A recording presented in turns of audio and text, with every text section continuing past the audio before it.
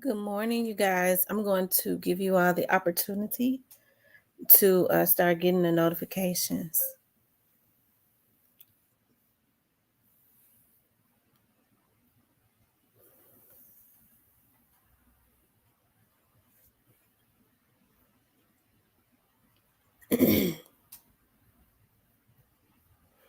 Hello, Tyranny? How are you?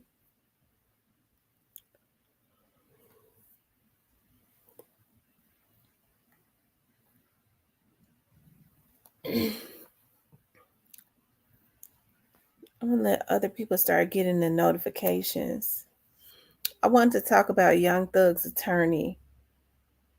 I didn't really get a chance to talk about it yesterday.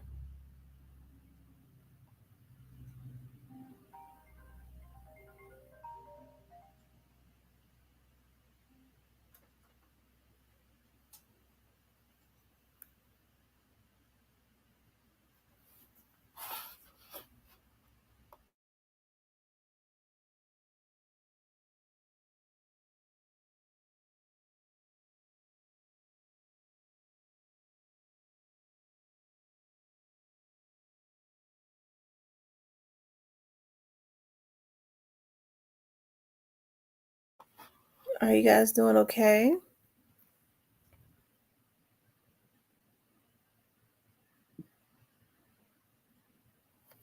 I'm not gonna be on here long because I got quite a bit to do.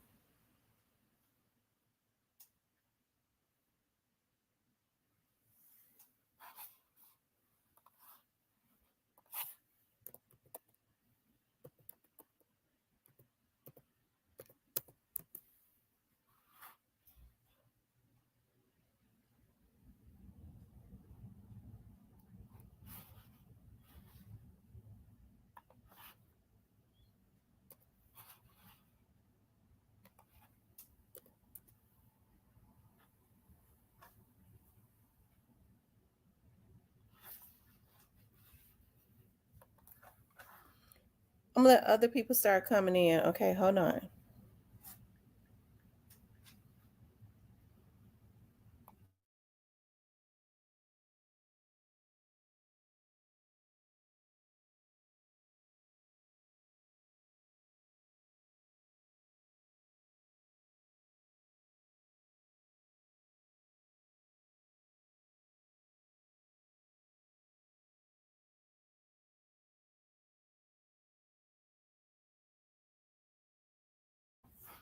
Okay.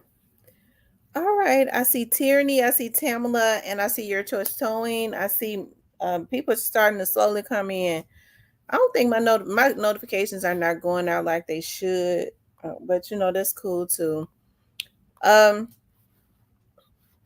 there are two things that I want to talk about today, this morning. I wanted to talk about because I was looking at that. Young Thug's attorney being held in contempt and the judge ordering him to do jail time. And I also wanted to talk about how Black people are going missing at a alarming rate. I think that's something that we kind of brush over quite a bit. And I know I got one to get started talking about it yesterday, but I really didn't get the opportunity to really start talking about it yesterday because, like I said, I was reading some case notes yesterday. Hey, Ison and Robert, and I really, really, kind of got upset about it. But that's something that I definitely will start making sure that I bring awareness to because there are so many missing black people going, black people going missing at an alarming rate. And let me just say this, because I know people always talk about conspiracy theory and all of that as it relates to the Oregon situation. And I want people to know that that is very, very real. And it's not, they try to label you as being racist and stuff like that. When I say that a black man's organ is the preferred, right?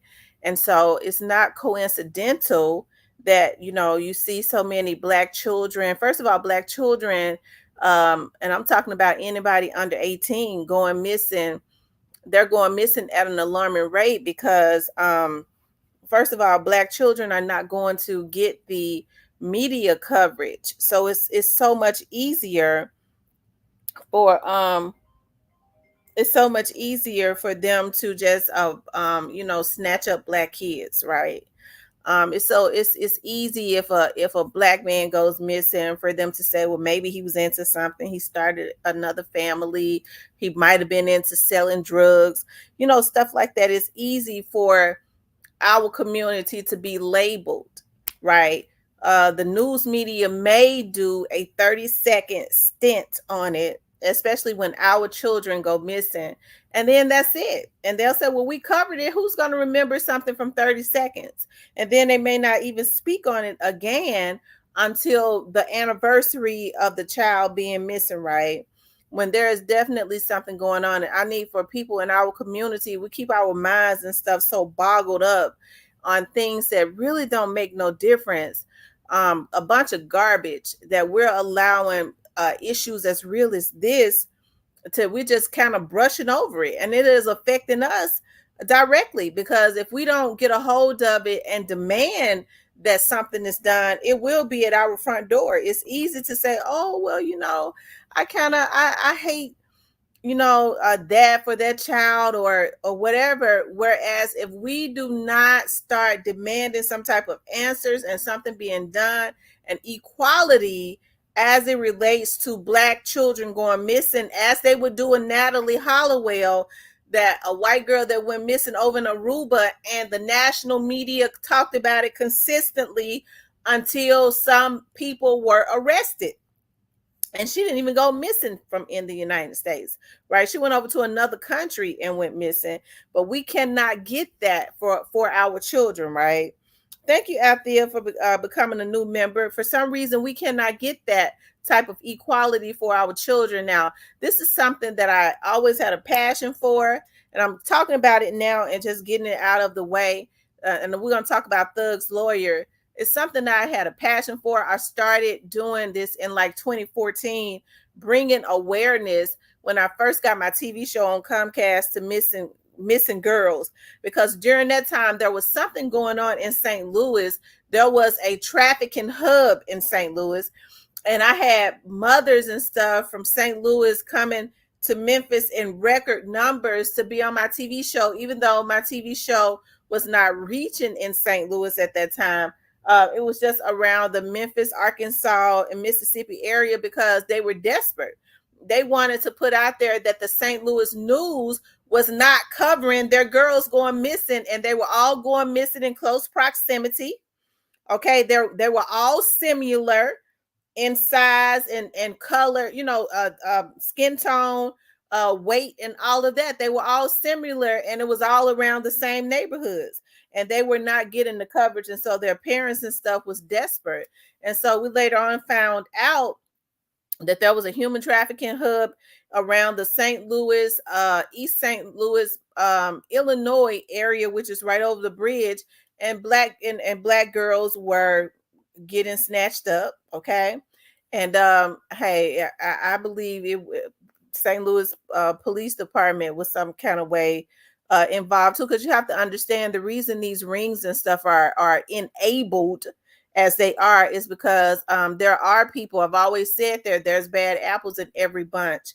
You have to understand, when you have organizations that are that organized, they will have people to get into, like lawmakers. They'll send their lawmakers up to run for office and put the money behind them to quietly change laws to make it less stringent or harsh for a pedo, or for these people that are doing this stuff as far as abducting people, and uh, have their people to become police officers so that they can help to aid and abet and stuff like this. So it is very organized. So that's why I say we definitely have to open our eyes, right? We our Black men are important, Black women are important, especially our children are important, right? So you have Black men. I wish that people would go and look at Tariq Nasheed's documentary In Living Color. He he did a documentary on this years ago. I think he's did several ones, like one, two. I think he did all the way up to three, but not the first documentary was spot on as he talked about a lot of the stuff that went on. Now, I've always had my suspicions as it relates to a lot of stuff that happened, especially around Katrina in New Orleans. But I will say this. I talked about it. I started talking about this stuff like in 2013 when I first got my TV show. And I talked about it I was coming on every single day, and I had a different family on. I had people constantly calling me. It was like they was constantly pulling on me. And I did it for so many years that I got completely depleted and drained.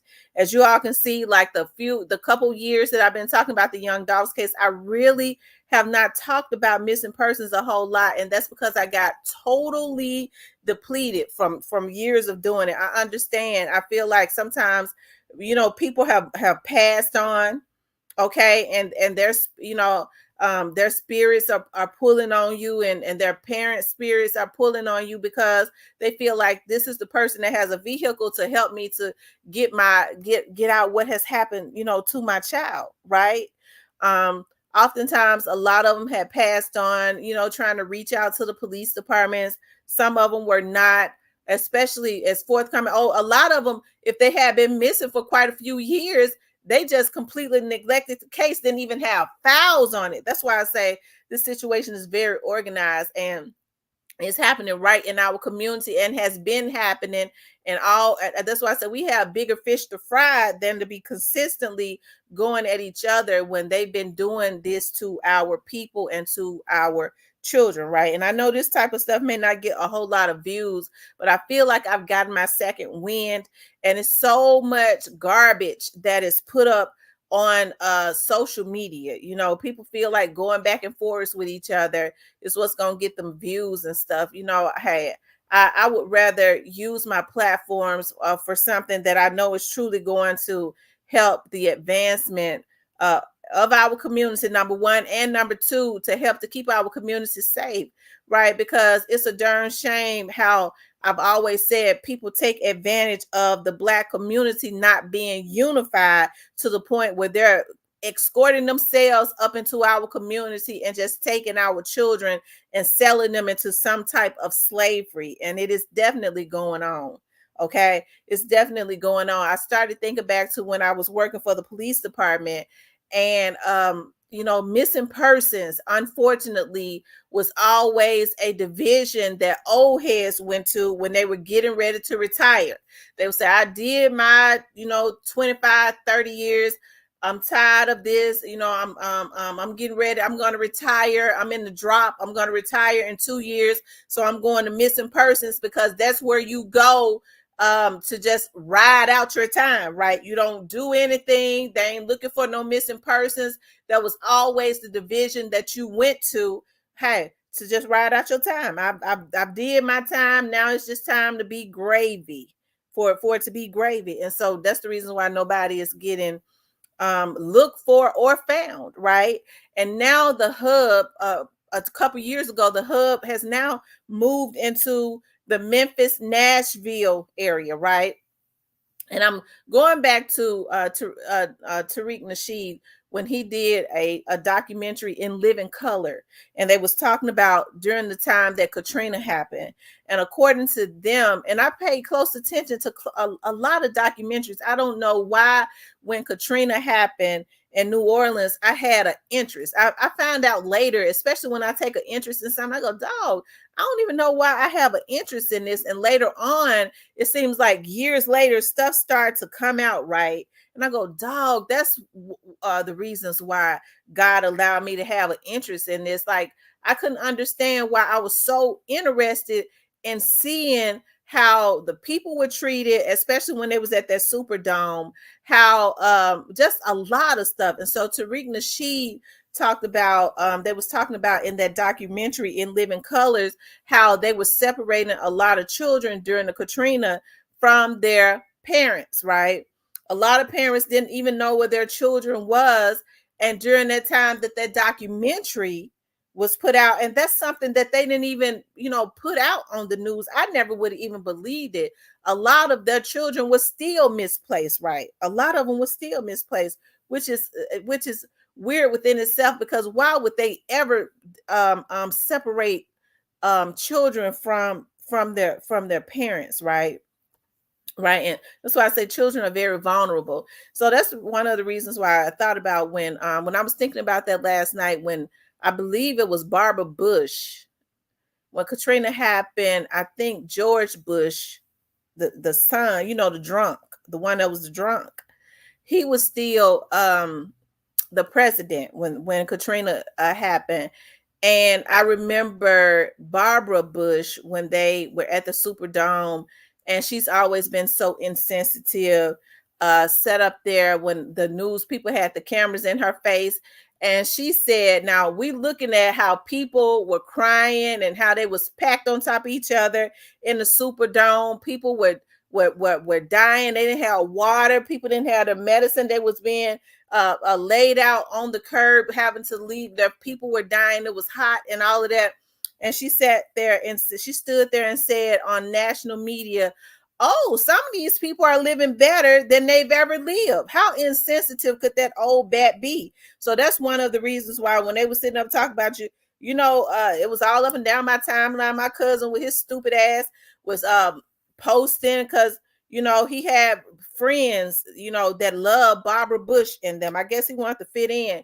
And so when he posted, when Barbara Bush had died, and I got into it with some of his friends too, because he out there in California trying to be an actor, okay?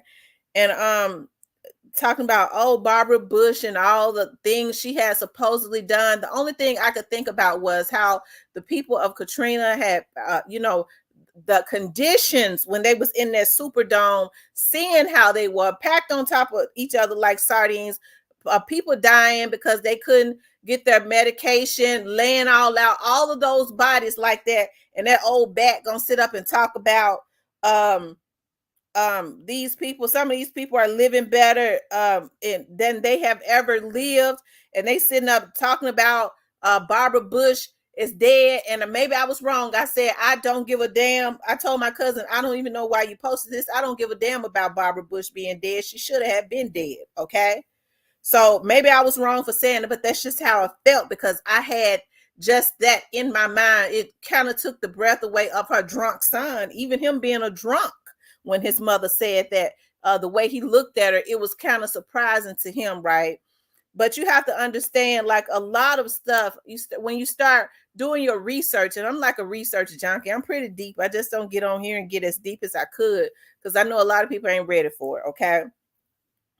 Um, I think about like how a lot of stuff is orchestrated. You'd be surprised, like around the Memphis area, and I know y'all. I'm not going to even talk about this, but I'm just going to say this: around the Memphis area, Memphis sits on a major earthquake zone. Memphis don't get many storms and stuff like that, like hurricanes or anything like that. Maybe a tornado or something, but it'll kind of dismantle before it really hits Memphis, right? But Memphis sits on a major earthquake zone. I was blown away when I found out that the government can cause a earthquake and can break levees and all that type of stuff. That's why I say, y'all, we have bigger fish to fry, right? Rather than to be going at each other, and for them to feel like that they can take our children. We see now the type of stuff that go on in Hollywood. All of these rich people mingle with each other. Okay. My mentor, and I know a lot of people, don't be liking it, but a sister is an investigator. Okay. I got to go to some training tomorrow over there with the government. Okay. And I want my mentor, okay, he's a retired FBI agent. He trained me, and he worked for the FBI for almost 30 years. Okay, about 25. Okay. He when he retired, he became a PI. Um when I got into the business, he was on his way out. Okay. He trained me, right? He always talked about how hard-headed I am, and I always think with my heart too much and not my head. Um he's out. He calls me almost every other day. He always saying, "Girl, you still bumping your head. You think with your heart too much. I've been trying to tell you for years." And his mentor was Agent um, Ted Granderson, right? And I think about what Ted, when I went back and I started just admiring the work of Agent Ganderson, which was his mentor. Agent Ganderson has passed away now, and I started admiring his work. And when he was a chief FBI agent, when he retired, he got into PR work. That's how my mentor, well, my mentor was up under him at that point, but he was a chief FBI agent over Los Angeles, and he finally retired in Memphis, right?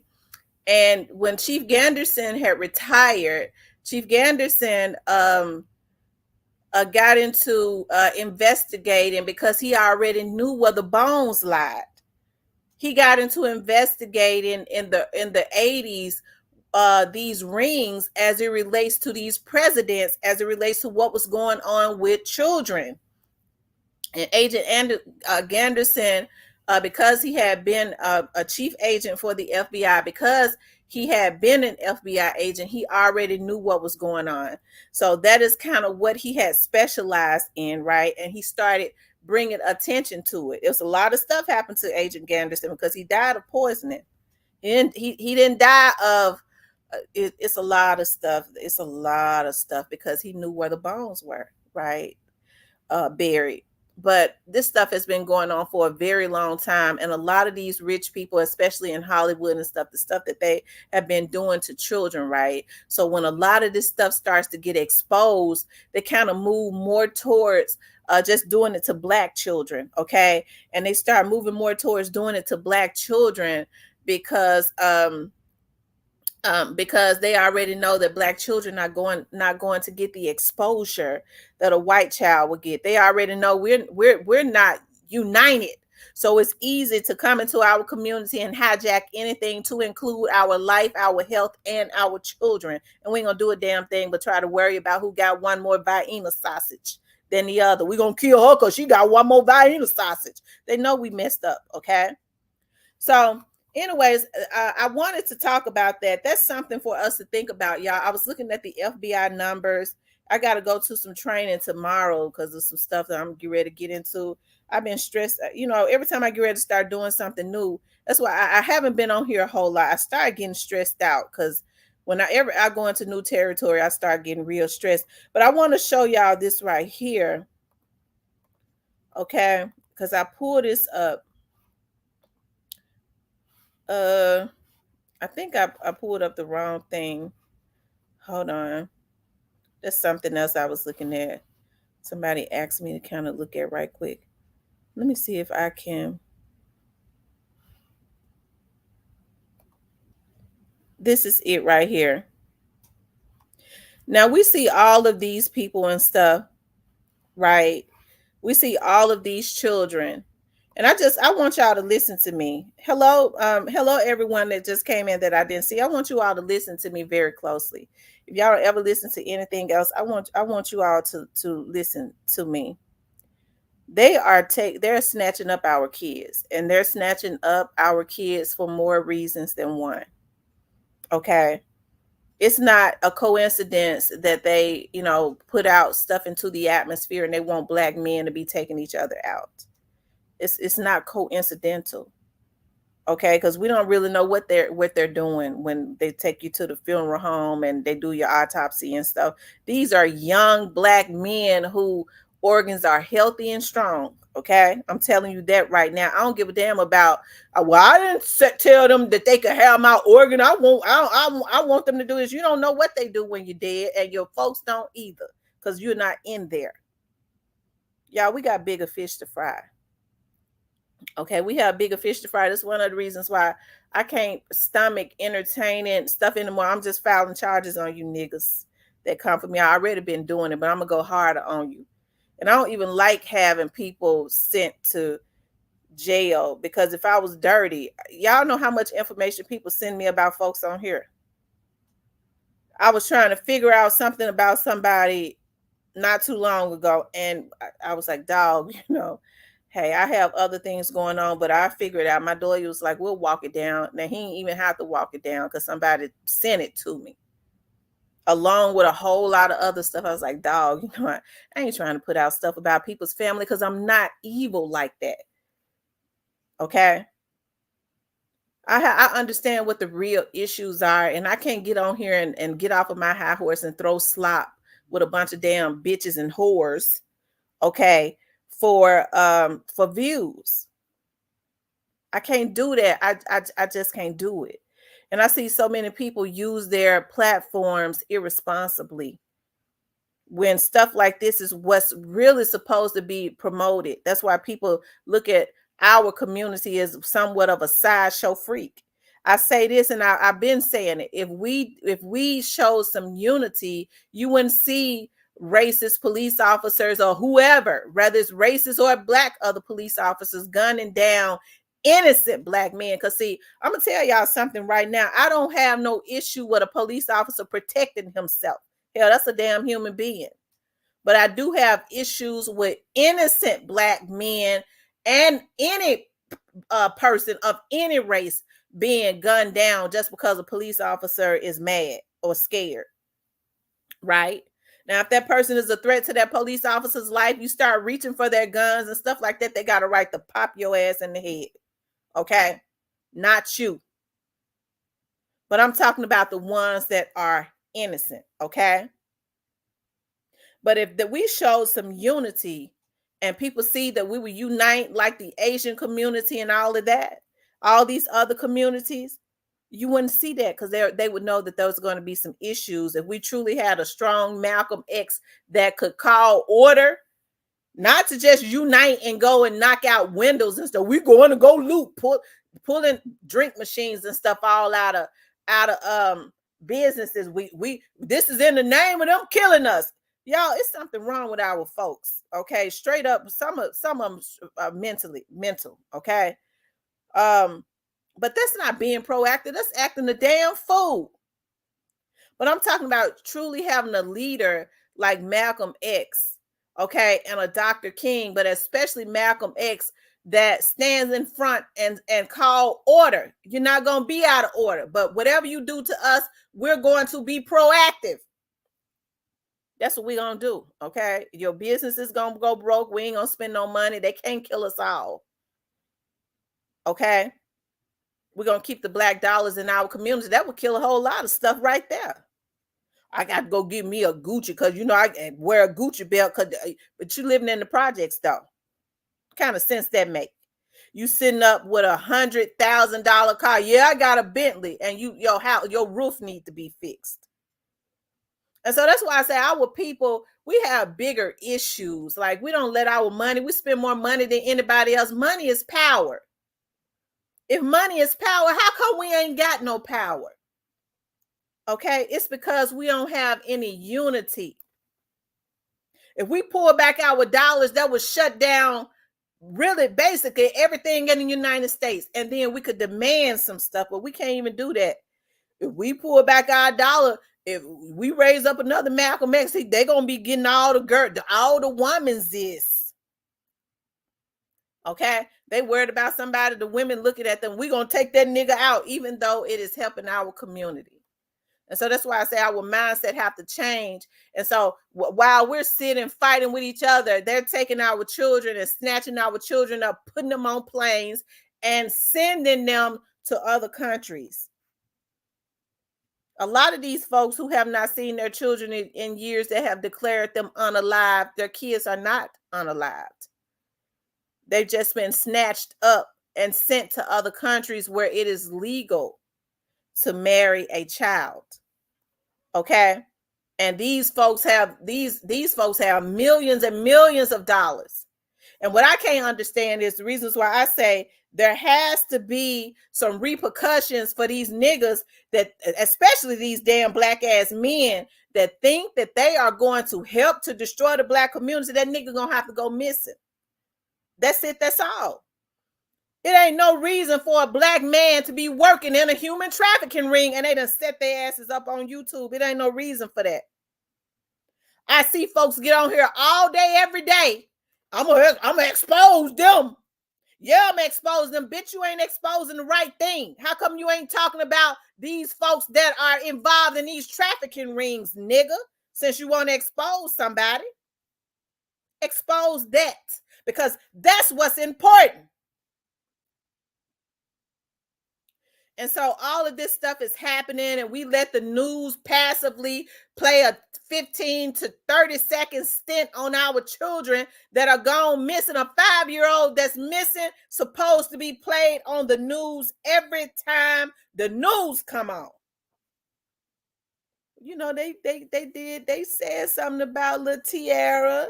They said something last month. Tiara, 5 years old. You turn your back in the damn grocery store. And ladies, we got to be careful, because with these human trafficking rings, they're so organized. They know, where do they know women are going to be at the school, at the grocery store, places that women are going to be at the park with their children.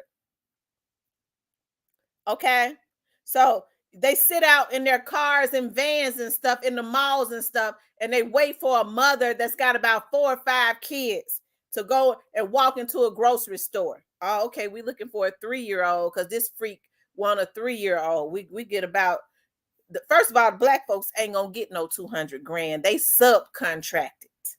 Okay. Man, that nigga said he gonna give me 10 G's if I can get a 4-year-old little black girl. So ain't no white man gonna be in the hood like that. He has to be escorted in by a Negro. So they bringing in the black men, which is why I say there has to be some repercussions. Nigga, we gonna skin you and then you gonna go missing. The Bible said that they gonna look for you and you won't be able to be found. That's what the Bible say. Okay. And so they'll walk into a grocery store while a 2, 3, 4-year-old child is in the basket and distract the one will distract the mother. She turn around and talking to him, ma'am, can you, I'm single and I don't know how to cook. Can you tell me what I need for this, and that? And her child is in the basket. She done turned her back, talking to this one while they quietly getting her child out the basket. This is what they do. I was on the phone with my daughter one day. My daughter is one of my daughters, both of them tall and petite and pretty.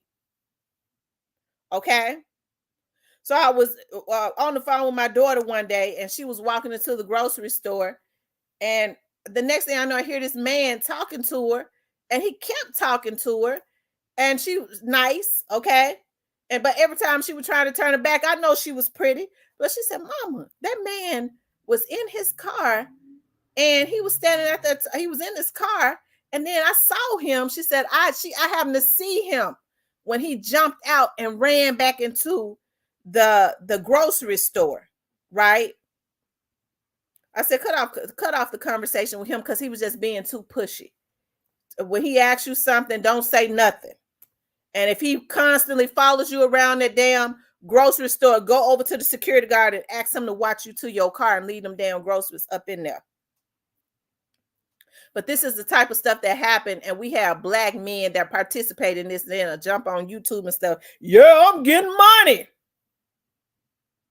Okay. Women, I'm getting money. And they're participating in girls who running away, young girls that are running away, helping to lure them in to these trafficking situations where some kids are just troubled and they run away from home because they don't want to listen. But just because they run away from home, it does not mean that you're supposed to get them into situations where they are terrorized. Okay. But that's what's happening. And you have more and more women that are helping to pull young girls in, because oftentimes they will trust the woman because they're looking for that motherly situation. And they lure them in, you dirty, no good bitches. And a lot of them sitting up on YouTube. And I know a couple of them. Okay. That's doing it. That's the reason why I throw it out there like that. Bitch, I know you listening, ho. You's a 2 for a penny, bitch. And if I know, you better know it's because somebody in law enforcement know, and I can't wait till they come for you. These niggas ain't got shit that they be working with. I wonder if they're gonna help them with them attorneys' fees while they're helping to mess up young girls' lives. I'm gonna throw shots out at you, bitch, every time I get a chance. Okay. I think it's pathetic what is going on. How can women stoop so low? Okay. And so that's why I say when these men got all of this energy, they got, yeah, I knock a nigga down. How dang, this is what really matters. These folks sitting up destroying, and I'm not promoting violence, but I'm just saying for some reason our energy is messed up. We want to take somebody down for being successful. That's one of the reasons why I have such an interest in young Dolph's situation. It is hurtful to me because I know, especially just based on, I don't talk about everything I know in the young Dolph's case. As a matter of fact, I've kind of got away, as the more I start to learn, I kind of get away from talking about it so much because it don't make no sense that they killed that boy just because he was successful. That's it. That's all. I always knew it, but I know it for a fact now. Nobody could ever come into my chat. I don't care how mad they get and tell me anything else. Because when I tell you, the folks know, they know what happened. They've been knowing what happened. They killed that boy because he was great. That's it. They was jealous of him. That's it. And so I don't care how arrogant young Dolph was, how much shit he talked. We all get arrogant. We all talk stuff. We all pop our collar. That means somebody's supposed to take you down. And so our energy is directed in the wrong place, especially if you got kids and grandkids and nieces and nephews. This is something that we have to tackle. And no Black person should feel comfortable participating in helping Black children and Black women and all of that, and Black girls to go missing. They shouldn't feel comfortable. They should not feel comfortable. Because if there was something in place, they wouldn't feel comfortable because they're going to know it's going to be some repercussions. As I always say, there are no repercussions for what they do to us in our community. And it's so hurtful to me because, you would think that Black people wouldn't even want to do this to their community. And I'm gonna tell y'all something that really pisses me off when I hear Black folks say, when somebody mess over somebody in the Black community, or you see a man messing with a little girl, the first thing they're gonna say, the white people doing it. How come they so hard on the Black mains? It's the white mains that do it. Yeah, what's wrong with our people? So just because white men are doing it, it's okay for a Black man to do it. So the white man sets the model for everything, you freak. Okay? So what you're saying is you're already saying that you're recessive or you're secondary. You follow what a white man do. Because if he do it, it's legit. That's basically what you're saying when you say that. So when they get to saying that, I go, oh, okay, well, I tell you what. If there's equality as it relates to that, so what we need to do is because you have mothers and stuff to say it all the time when their kids get caught up. I tell you what, so what we need to do is we need to organize and we need to make sure that the justice system, that's a good project, works equally for the white man that does it, okay? Because your freak son sure don't need to get out of jail. Sure don't.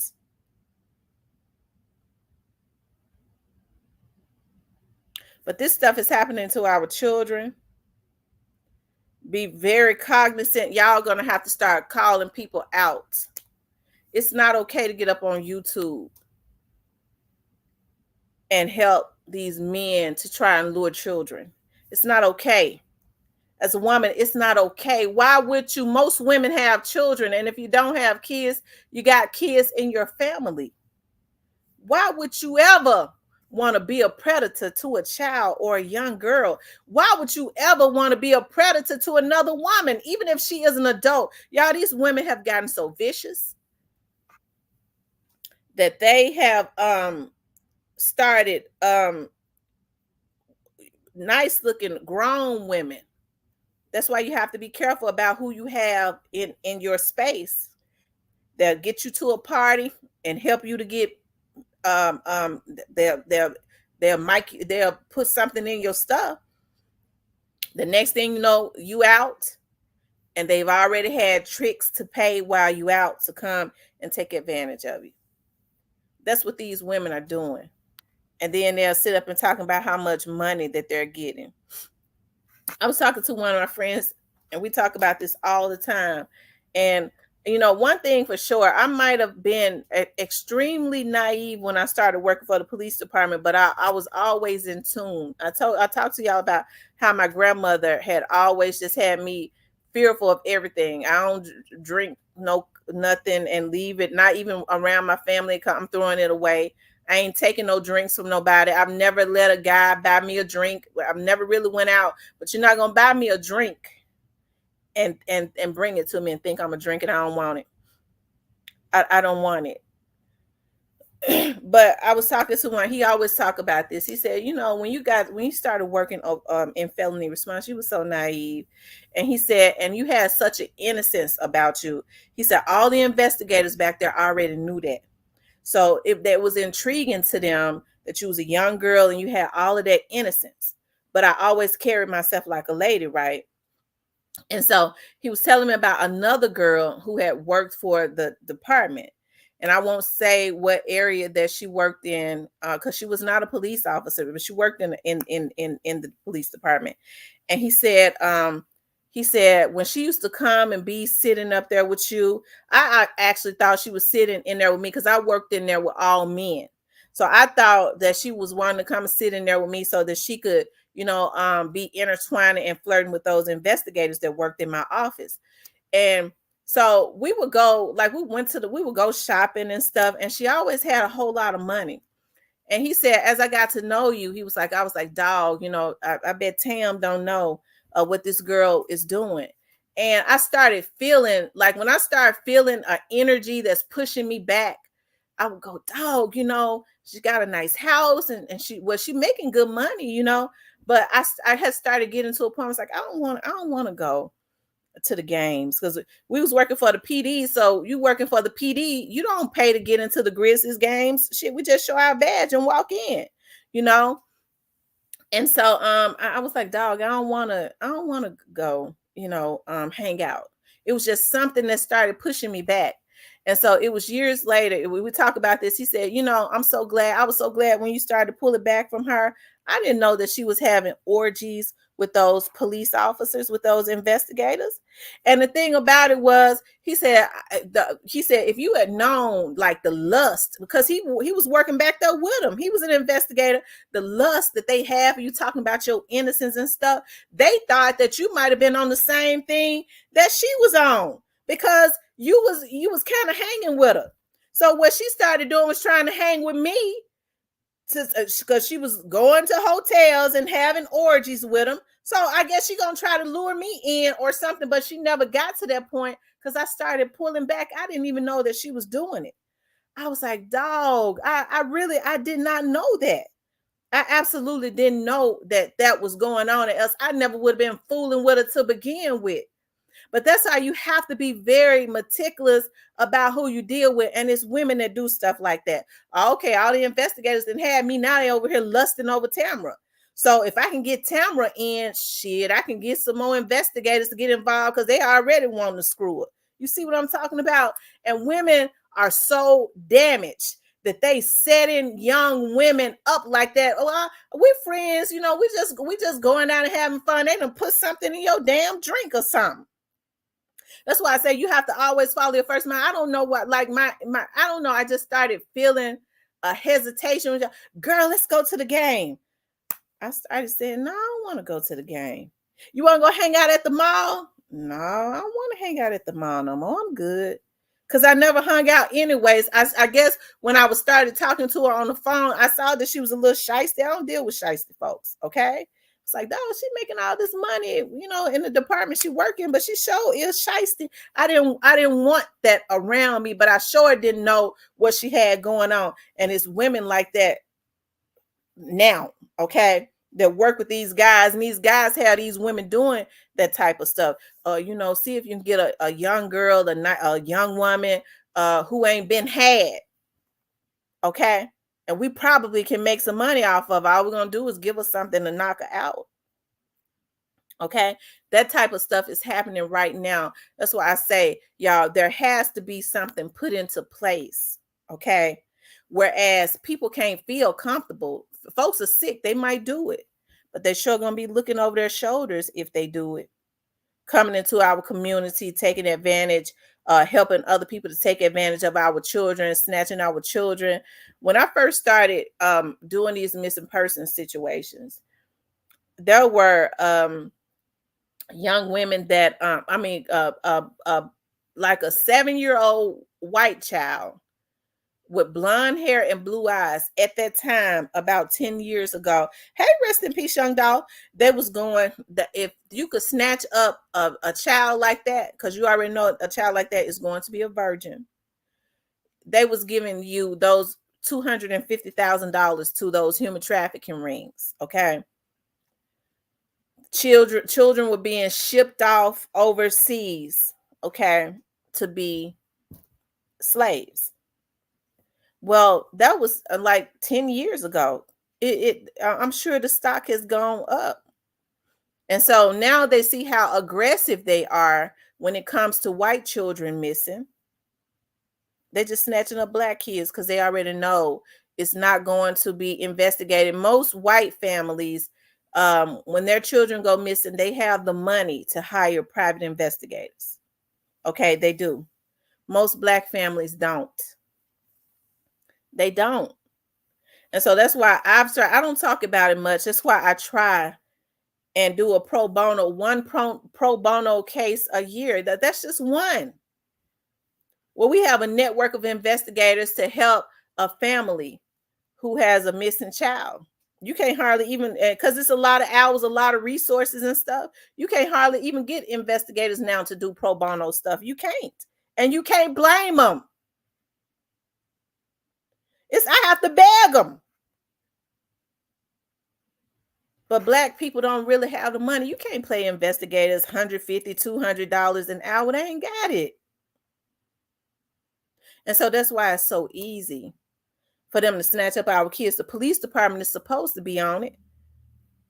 But now they sitting up talking about that if a 10-year-old, 11-year-old go missing, if they're 11 years old, they really didn't go missing. They're considered runaways when these children are walking home from school and they being snatched up and they know it. It's a reason for them not to look for them. Everybody knows after 48 hours, it might be almost hopeless. You start letting 48 hours hit, a person is where they are wanting to be with your child. You have to get on it instantly. But anyways, we'll continue talking about that. That's just something that, like I said, I've been looking at some case notes and stuff, and I tell you, I gotta go, anyways. That's something we have to keep our eyes open on, you guys. We don't have a choice. We cannot consistently let them do this stuff in our community. And that's what they're doing in our community. I think about a black guy some years ago. Hey, the Alabama hitter that he was leaving from Atlanta, going to LA to a casting call. And somehow he ended up in Las Vegas. His mother got worried when she didn't hear from him. He drove. She said he was excited. Well, she knew something had happened when he stopped responding to her. He ended up in Vegas on his way to California to a casting call, unalived, and all of his ore to the gans was missing. Okay, they were missing. So this is the type of stuff that's happening. You see these black boys. People that I can't understand why these black boys that they have an agenda. If it ain't if it's not the jail system that they've invested so much money in, of course they want their org to the gans. Why? How you feel like these damn multimillionaires, billionaires stay they hearts and stuff giving out. As soon as they heart give out, I thought you had to be on a damn list to get one. They already got another one.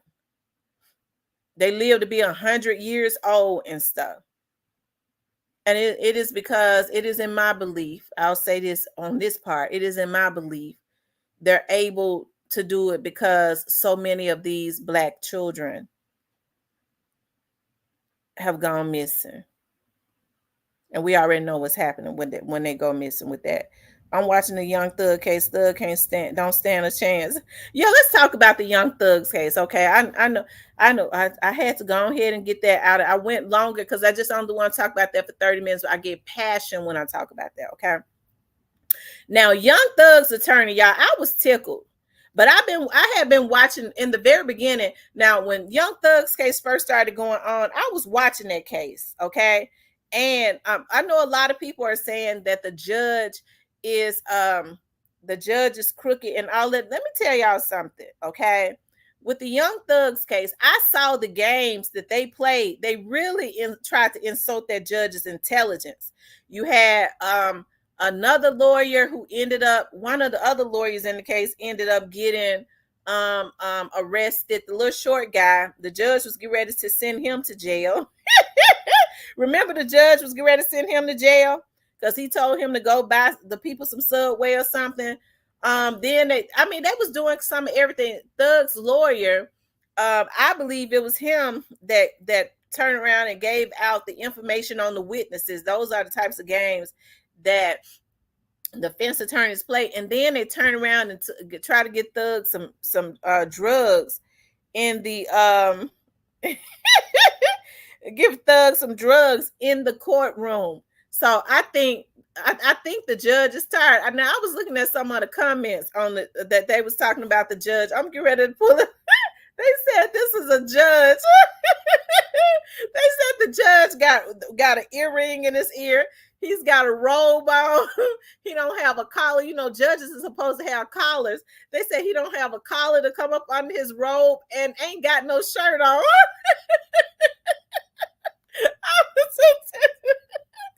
Oh my God. But let me pull it up, y'all. Hold on.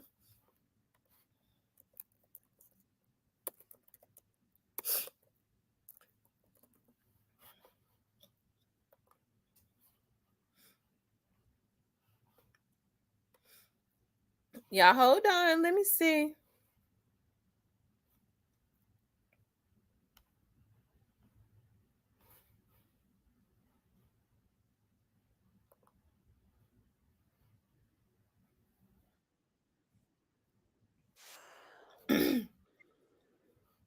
Hold on, y'all.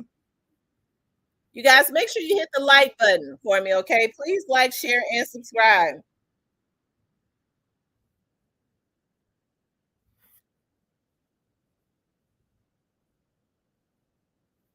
I hate when they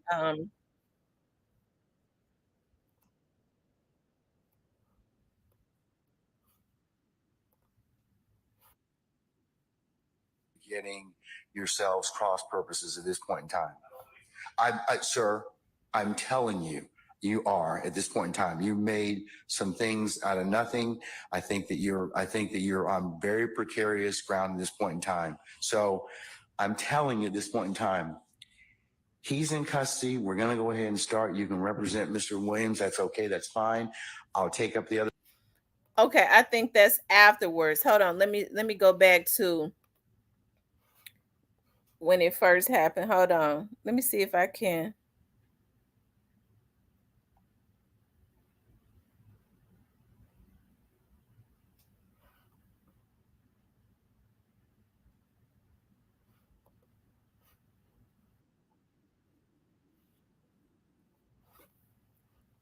They said that they've been protesting the judge. They said that they've been protesting the judge.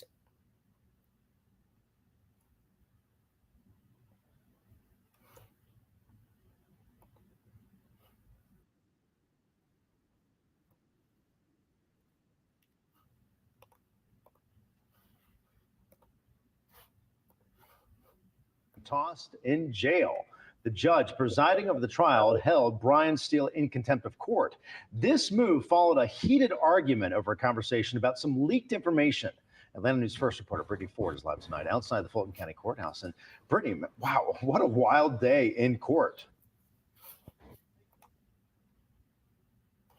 Judge Glanville, defense attorney Brian Steele will remain in contempt until he reveals the source that leaked information. This is the second arrest in the courtroom that has happened in the last 2 days of.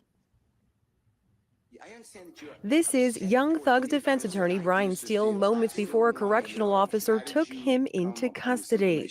Who told you? What I want to know is why wasn't I there? Why, Sir, I'm going to hold you in contempt. His arrest was prompted. Hold on, y'all.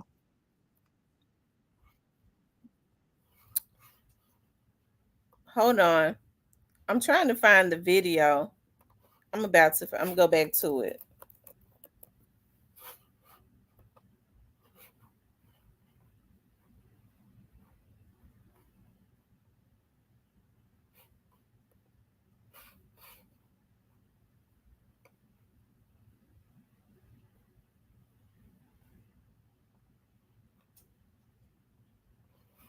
Here it is right here.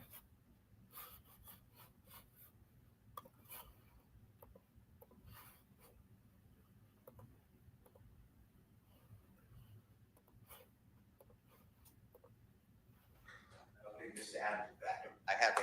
He's right behind you. Sorry, I have a motion that I need to make outside the presence of Mr. Copeland. All right, you can make it right now. Is he out? Let me know when you get down to Where, is Mr. Copeland out? No, he's upstairs. Okay, good. All right. Yeah, come on now. Don't come in the court. Come and get you back. All right.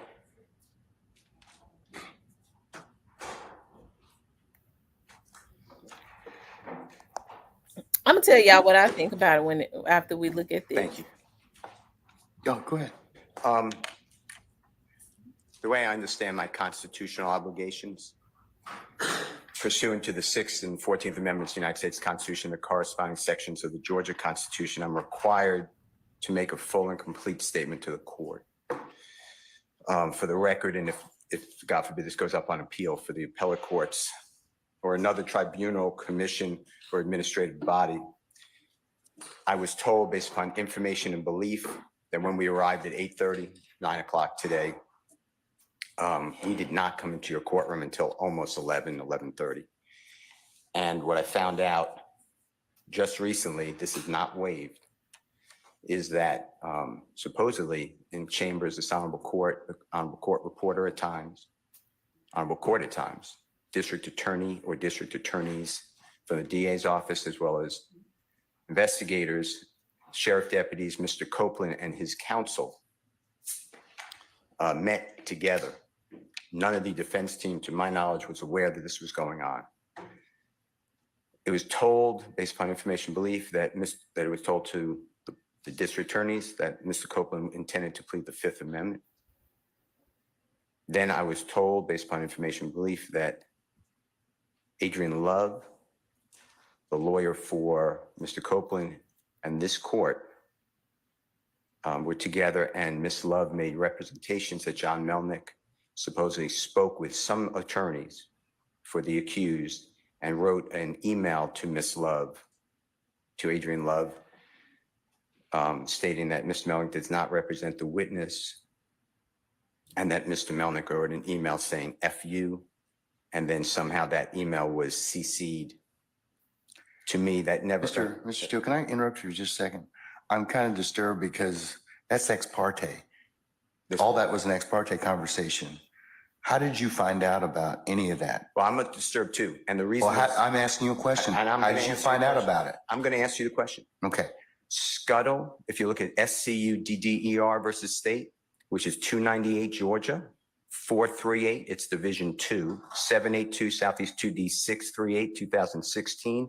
Our highest court says when a court meets, because Mr. Copeland comes in, meets with the court supposedly made statements, which I assume is somewhat accurate based upon what you just said. We're entitled, Mr. Williams and every other person wrongly charged here is entitled under the Georgia Constitution to be present. That's a critical stage. It's just like when you meet with me and you and Mr. Adams meet with me and others have met with me, it's those were ex parte for a lot of different other reasons, but I will certainly note that for purposes of the record. Well, I'm going forward. What I was told was that Mr. Copeland said, And you haven't answered my question yet. I'm not going to answer that question.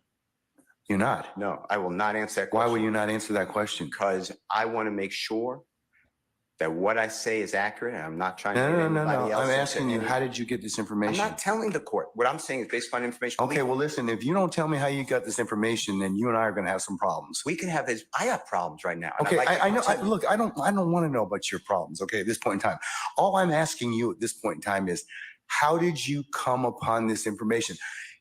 Look, if the case gets reviewed, the record's going to be available for our appellate court and for whatever reason. But it's disturbing that how somehow you have surreptitiously gotten information in regards to the court's private ex parte conversation with a party. I mean, a witness who was sworn in Friday, the court's telling, this is what I was told. If this is not true, not true. This court handed Mr. Copeland. Tell me how you got the information. Listen, whatever you want to do. Tell me how you got the information, then we can go ahead and go forward. I'm not going to say that. What I'm going to say is this. I was told, and I hope this concerns the court. It concerns me that you have proprietary information. Why is it proprietary? Or information that you should not be having that was ex parte. Why? With a party. Why? State of Georgia. How about the witness? How about Mr. Copeland, who supposedly announced he's not testifying and he'll sit for 2 years, and then supposedly this honorable court, or excuse me, let me rephrase that. This court supposedly said, I can hold you until the end of this trial. Ms. Hilton supposedly said, actually, all of the defendants and then all 26 people are disposed of. If that's true, what this is coercion, witness intimidation, ex parte communications that we have a constitutional right to be present for. So I understand that you're upset towards me, but I don't know what I did. Mr. Steele, I still want to know, how did you come upon this information? Who told you? What I want to know is, why wasn't I there? Why, sir? I'm going to hold you in contempt if you don't tell me who tell me who this information was. I don't want to be held in contempt. Well, I'm not answering that question. That's attorney-client privilege information. I am not attorney-client privilege. Unless you were in my chambers, that's the only way you can figure out. I tell you what, I'm going to give you 5 minutes. If you don't tell me who if you don't tell me who it is, I'm going to put you in, I'm going to put you in contempt, because that is not attorney-client privilege. Attorney work product privilege. I am not. How did you get that information supposedly from my chambers? Did somebody tell you? I'm not. You should have told me. You got 5 minutes. Well, I don't need it. I want to continue. You got 5 minutes. This is what I was told. Mr. Copeland made statements that he admitted to killing Donovan Thomas and was. Don't take my notes. No.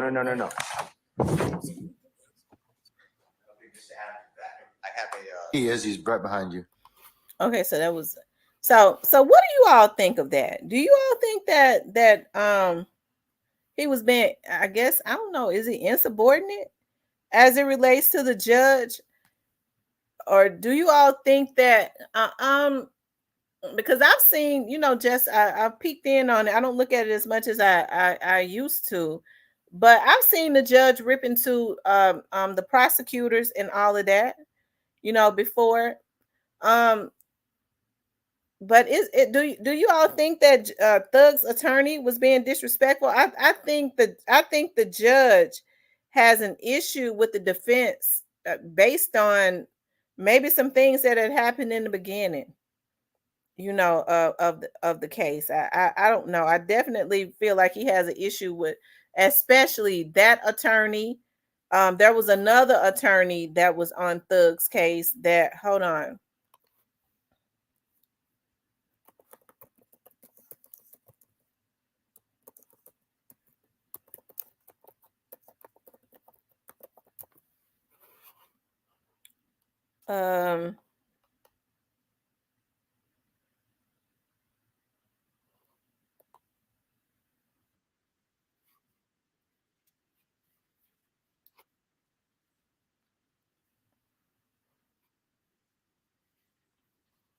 Hold on, y'all.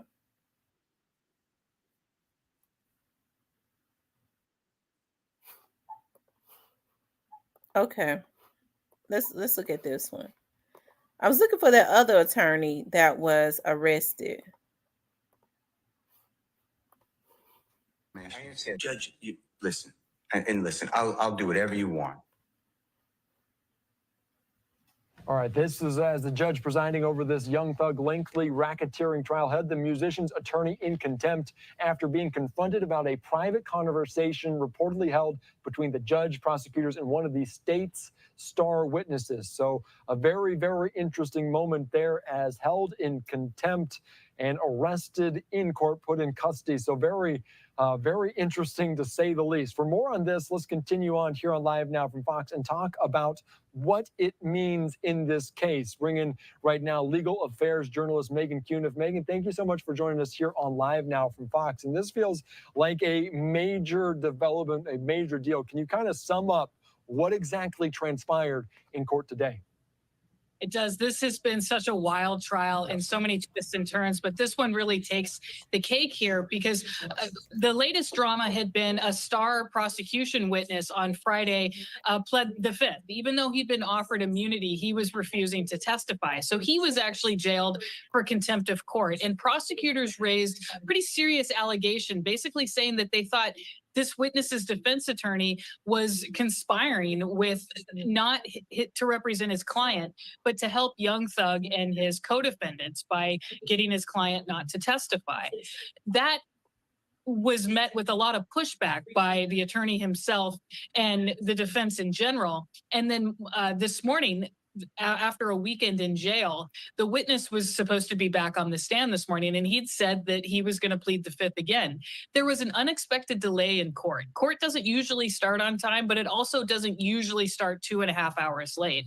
But there was an unexplained delay, and into the proceedings, Brian Steele reveals that he has heard that the reason for this delay was there was a in-chambers meeting between the prosecutors, the judge, and then Kenneth Copeland, who is the state's witness, regarding his testimony. And that this meeting is what spurred Kenneth Copeland to change his mind and say that, okay, he's going to cooperate and testify today. This was ex-parte communication between the judge and the prosecutor. And of course, the judge is defending it, saying that technically this was on the record. The court reporter was there in chambers. So it's not proper to call it a secret meeting, but the defense was arguing this was totally improper for them not to be notified and included in this meeting. But the judge's big concern was who told Brian Steele about this meeting. I mean, and he demanded that Steele tell him who told him about these chambers communication, and Steele wouldn't do it.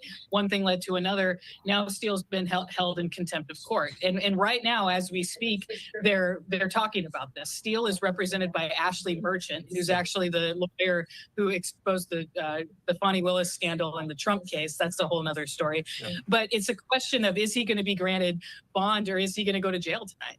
Yeah, this is very, very wild as well. And as you hear these developments I don't know. I was looking at the other attorney that was representing somebody else in the YSL case. That same judge had gotten into it with him.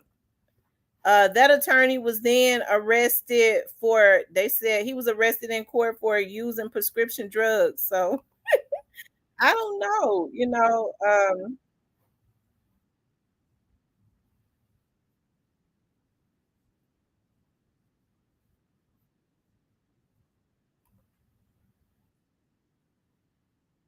hold on, you guys.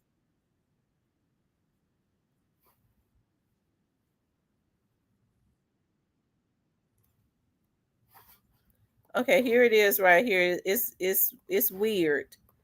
The whole case is weird. Now, this happened 1 year ago, April 21st of 2023.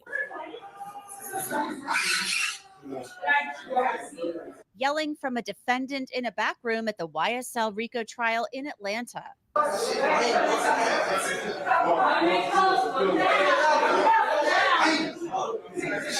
It leads to others being cuffed and the courtroom evacuated.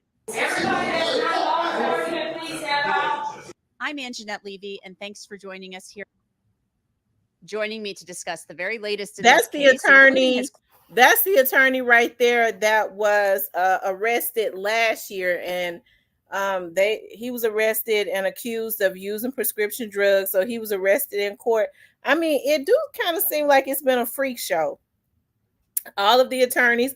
The judge was on him about a year ago. He was getting ready to send him to jail for contempt of court for some things that he did. Hold on.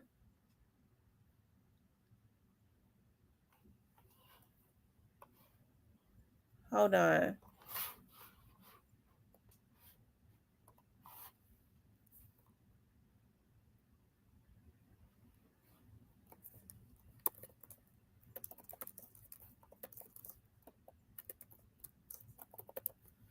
Let me see if I can pull it up.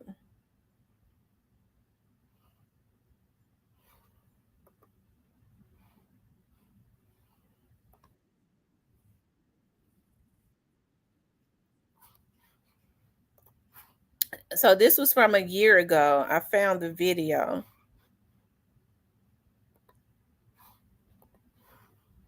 Matters to begin with. First one being, it has been brought to the court's attention that Mr. Menendez has been taken into custody this morning. And I'll let that process kind of play out. However, due to that particular issue, the court's going to go ahead and sever Mr. Farley on its own motion. I'm doing that based upon a couple of cases. Hill versus the state at 239 Georgia 278, as well as Harrington versus the state. Okay, so that was afterwards, but I mean, Attorney Menendez, I guess that's his name. He, yeah, it is the laughing stock. But I see everybody is mad at the judge. Do you all think that the judge is at fault for this? Y'all don't think that the attorneys have been playing games? I don't know. I've kind of seen it. I'm gonna tell y'all what, just from what I see. I see that the attorneys were playing slick games, and in the beginning, and it put a bad, just based on looking at it, you know, the case in the very beginning, and it has made the judge be vindictive towards them. They said the judge wasn't ready for the case. Joy says, I would say this through it all. I have to give Thug his props because he has been extremely composed. I tell you, he needs to be all the money he's spending. Hold on.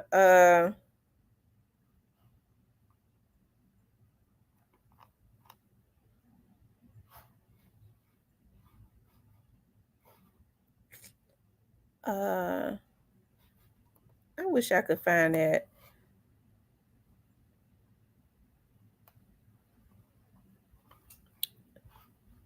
video of when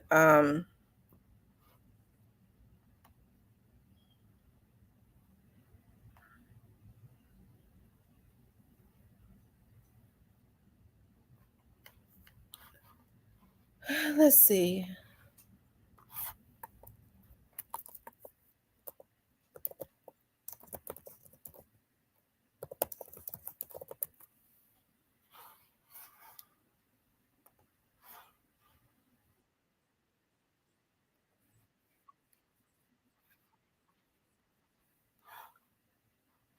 I can't find it, but he also had a run in with that same judge, and the judge was threatening to arrest him, have him arrested.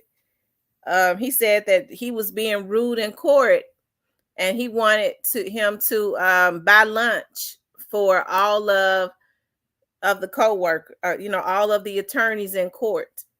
And he had not done that yet, and he says that he was going to hold him in contempt, and he was going to have to spend a weekend at the jail. Monica says it's not fair to Thug or the other defendants. Brian Steele had every right to be pissed about the judge and the prosecutors coercing the witness. I agree, because, in listening to some of the other shows that are lawyers,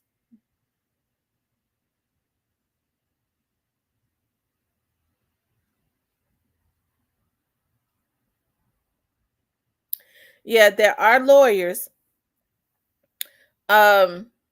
they says that the judge is not supposed to have private conversations with the counsel without the defense being present. So um, that's what I was hearing other attorneys say, that he was supposed to always, they're supposed to always have the defense there, so in the chamber. So um, but the judge says that it was not private. The judge says that it was on record. The court clerk and everybody was there, and it was on record. He was supposed to make a donation to Miles College here in Birmingham. Oh, I was trying to find it because he even really, was being insubordinate to the judge, and the judge was. I wish I could find that video. Hold on. What's his name? Manassas.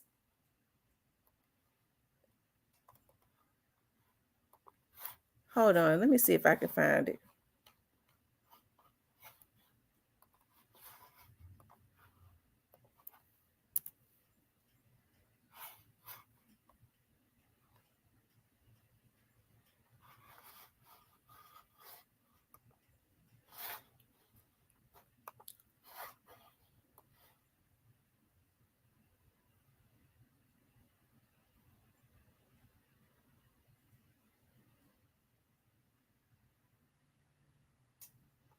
I can't pronounce his name.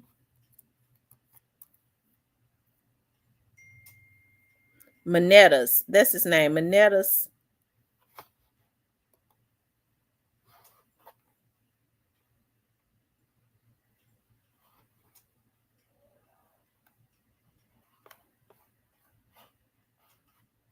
He said that he was falsely accused.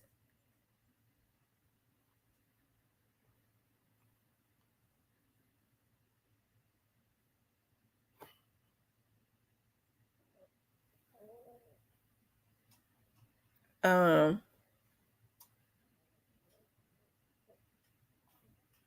all they got is his arrest. I don't see it. All they have is his arrest.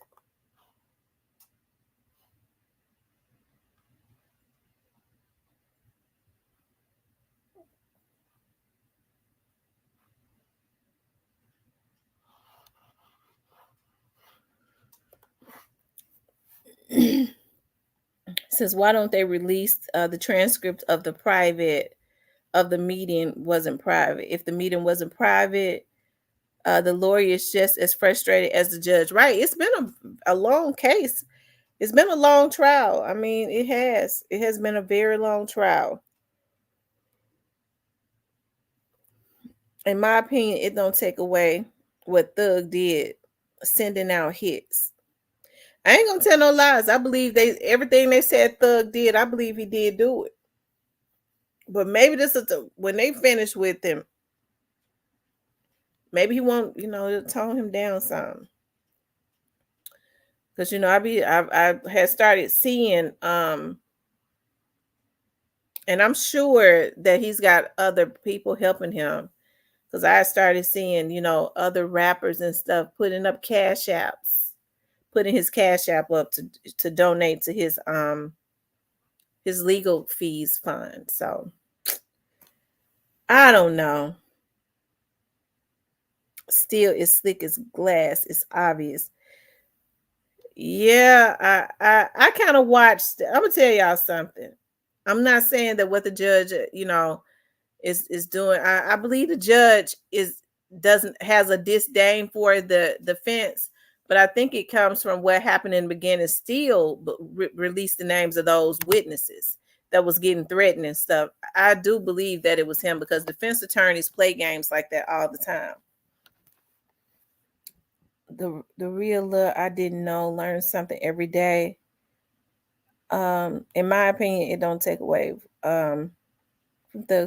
that's what Thug's attorney asked for the transcript. Then the judge just kept asking, who told you? Oh my God, my baby just, listen, y'all, I'm just so excited. My baby my baby girl just got a $3 raise on her job. Okay. We got to celebrate. She just texted me and said, "Mom," and she said, she got us in a group text. Oh my God. She said, "Mom, I just got a $3 raise." That's what Thug's attorneys asked for the transcript. Then the judge just kept asking, "Who told you? Who told you?" He pissed they got caught, and that would work in Thug's favor. Woody was in Memphis with Thug and Yak years ago when they was around J Money and Truly. Yeah, who is Woody? Who is Woody, y'all?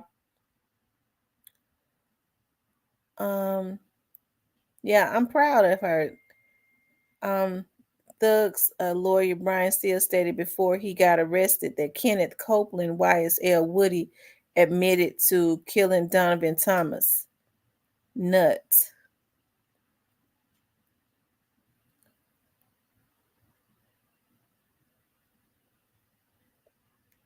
These are rules and procedures. The judge is a non-biased referee. Ain't no ex parte. Everyone from both parties should be involved. Thank you, Legacy. Woody was the one testifying.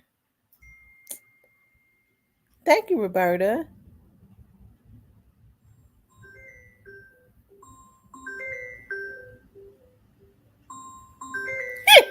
It said Woody is not the brightest crayon.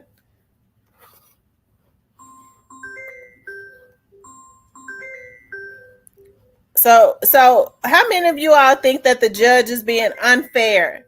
How many of you all think that the judge is being unfair um to Thug's attorneys?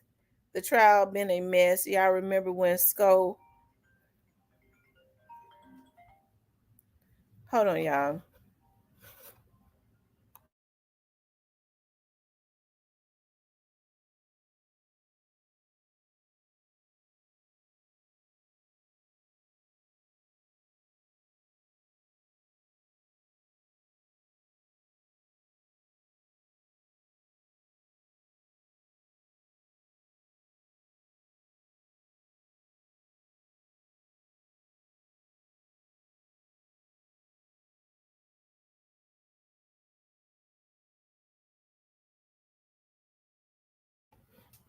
Okay, you guys, I'm back.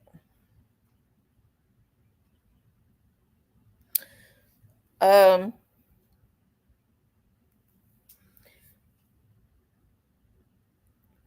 I think it's been unfair in certain instances. TB21 says, to me, the judge is doing a good job. He also said he had private conversations with Steele and nobody said nothing. Woody ain't no dummy, smart. So when the was the jury is in the courtroom, am I right? Because the attorney kept going on and on and on. He basically, put that information out there while the jurors was in there.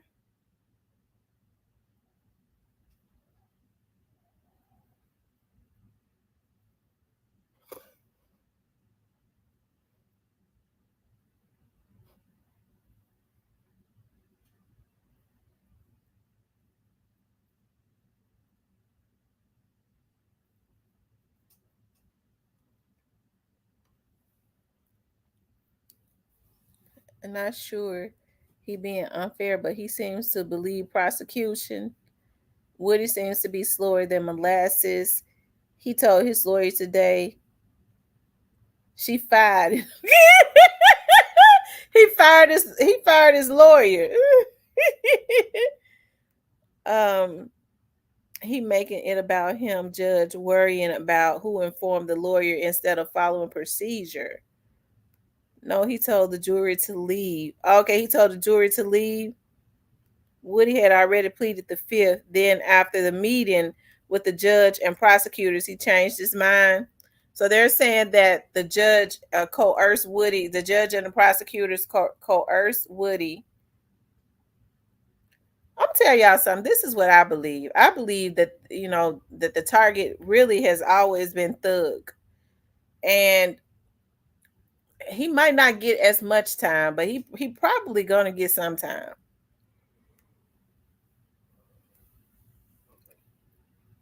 A lot of trial fatigue going on. You can look at that judge and tell he's tired. He don't even have on a shirt up under his robe.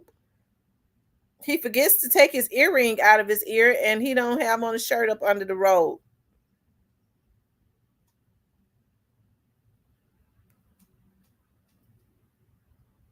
Monica says she thinks that Thug is going to walk free.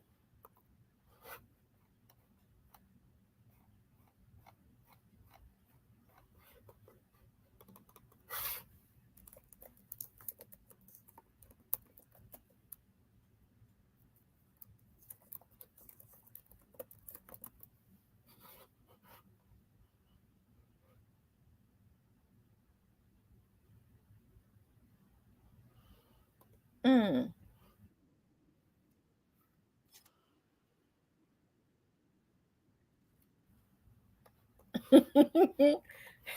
Yeah, this is when he was taken into custody.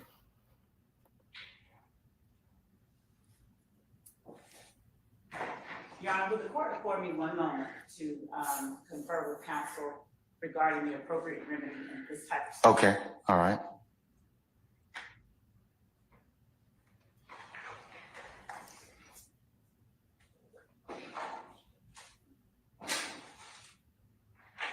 May I say one thing, Your Honor? Yes, sir, you certainly may.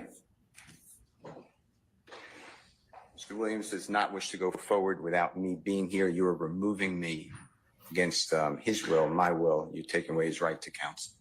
And you're conducting material parts of this trial without me present, and I can't learn about it by watching online. So for that reason, additionally, I asked for a mistrial. And I assume you denied, but I'd like you to deny our motions for mistrial. You denied the other people.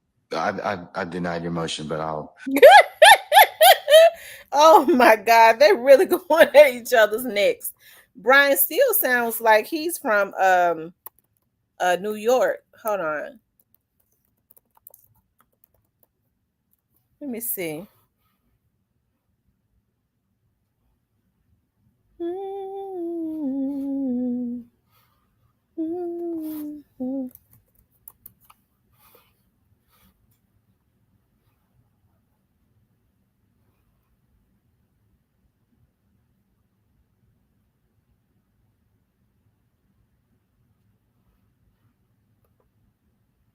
Hold on, I'm reading something.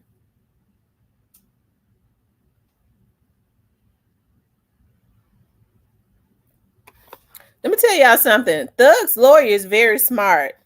Thug's lawyer can go and practice in California. He has licenses in Georgia, California, Florida, Missouri, Pennsylvania, South Carolina, North Carolina, Virginia, Alabama, Louisiana, Texas, Kentucky, Tennessee, Michigan, New Jersey, and Oregon.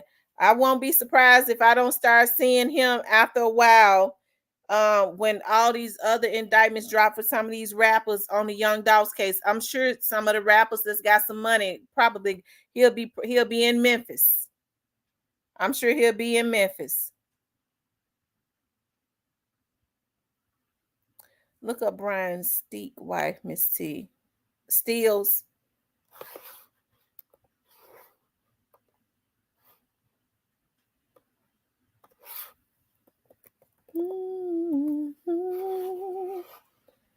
She's a lawyer too. She has defended people accused of white collar violent and drug crimes and has obtained acquittals for clients at every level of the court.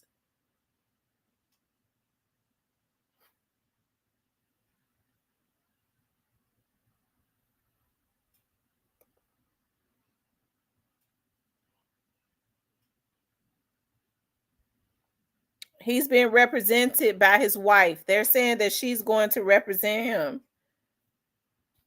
She beat a federal RICO for one of her clients.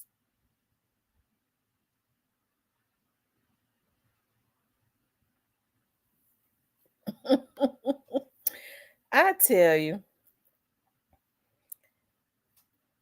Lord have mercy.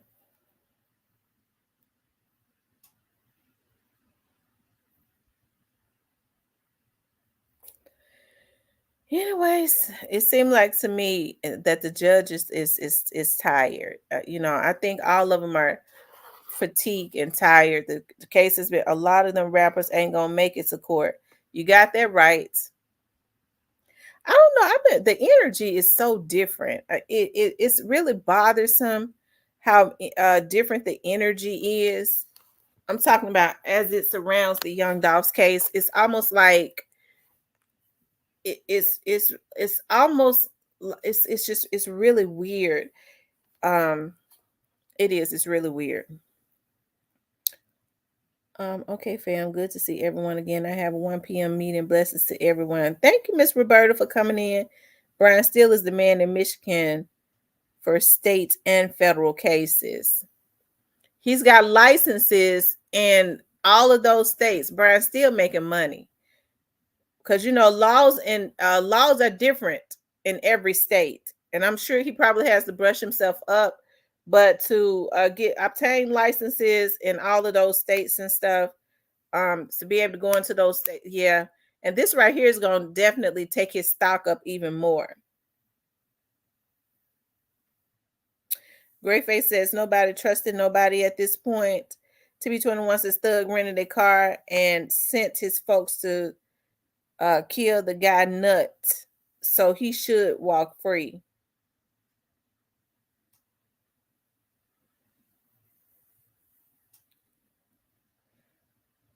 This trial is a distraction. When will Trump the skunk be sick?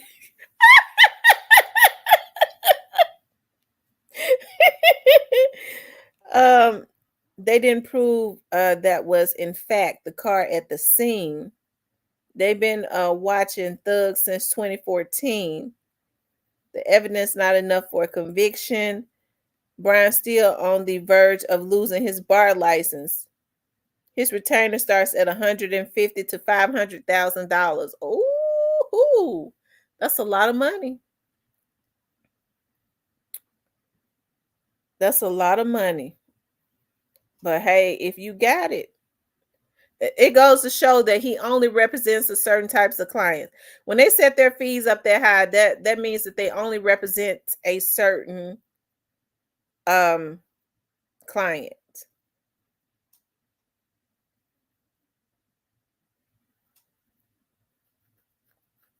in a certain bracket. Antico says this is why they are taking the steps they are in the Doss case. You're absolutely right.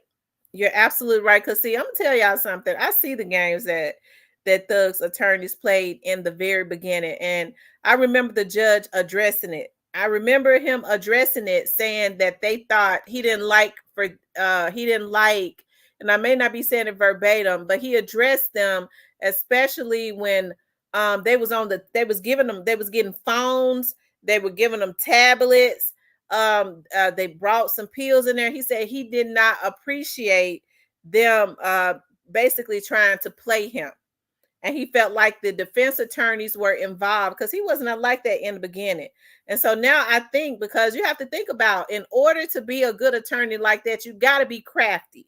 Most attorneys are liars and deceitful. Okay, that's how they have to be. They twist the truth, right? And so I mean, those attorneys to be the judge, and for them to, these are the judges are lawyers, so he already know how these attorneys are because they've all practiced at some point, right? They all know each other, so he's a lawyer. He understands what they're doing, and with him being the judge, he has issues with it. Great face that you think Thug is the root of a tree or a limb. I think, Great face, do you think Thug is the root of the tree, or do you think that he's the limb of the tree?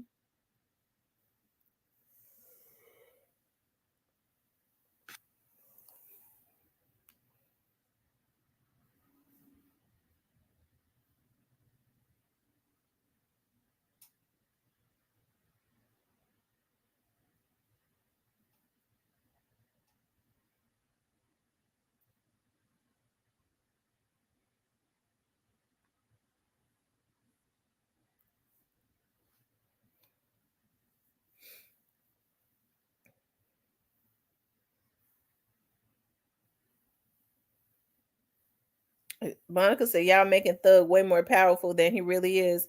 TB, at first he was the limb, he became the root. In the beginning, Birdman was calling the shots.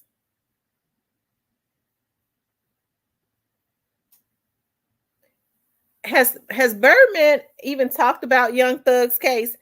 I'm surprised his name has not even. I'm surprised his name has not come up in the case because I thought that they were really close. I thought they was very close.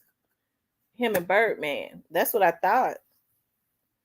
Cause Thug was calling Birdman his loved one and all of that, and my love. Now he wasn't calling him his loved one. He was calling him my love. It's a difference than when men say, because Snoop Dogg say loved one. That's different. But when you're a man and you saying to another man, my love, that's it's and that's different. Because even I have a habit of calling everybody love. And I have but then I have a habit of telling everybody I love them too. Because I sure will say it. Oh, thank you. I love you. It's just a habit.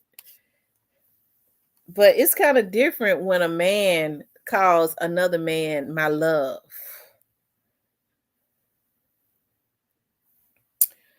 Birdman was mentioned a few times in court.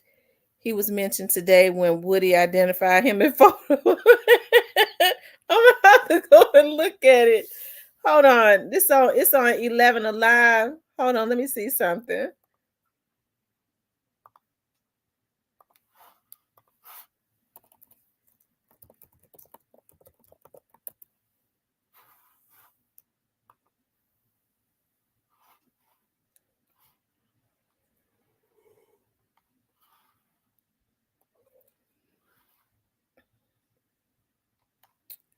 Um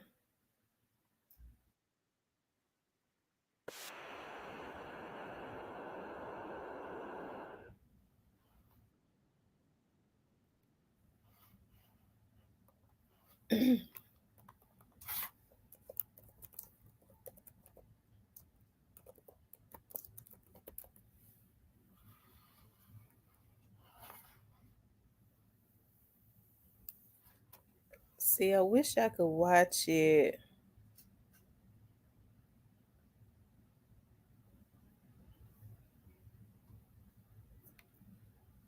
Okay, so I guess it's gone off.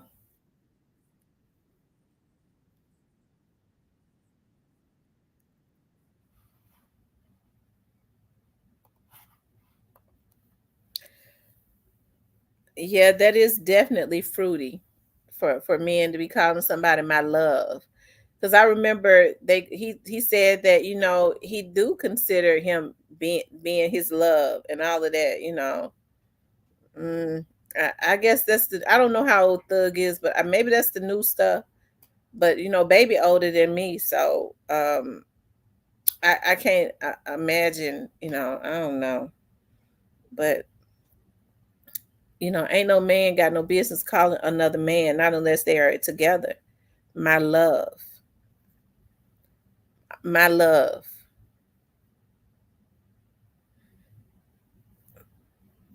Like I said, it's certain ways they say it. Loved ones, loved one. Because even if a man say to another man, "Thank you, love," that's something wrong. That's a little weird. Thank you. Mm-mm. No. Um, let's see. Birdman went to Atlanta and was there for a while with Thug and Rich Homie Quan. Y'all remember YSL shot at Wayne tour bus after Wayne dissed Birdman. I remember that. I do. I remember that. They sure did.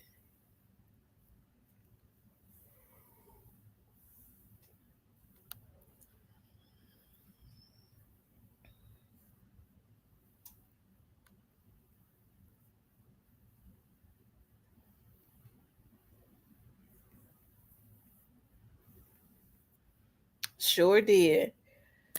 Um,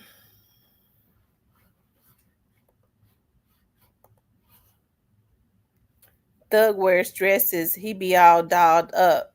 That's all we need to know. um, TB says, great face, right? Woody said all that in the interrogation. Who y'all think called the hit on Wayne? Wasn't Thug? Probably Baby. They was a Baby because that's around the time Wayne was trying to get his money and stuff, right? It would be hard for me to believe that it was anybody other than Baby. A Birdman, right? Birdman. It would be hard for me to believe it was anybody other than him. That's what Woody got immunity. He told everything.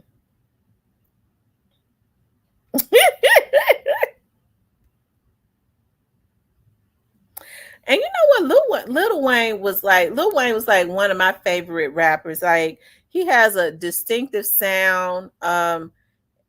They say he still rap, but I don't know anything that he puts out. I don't even. They say he was just on tour.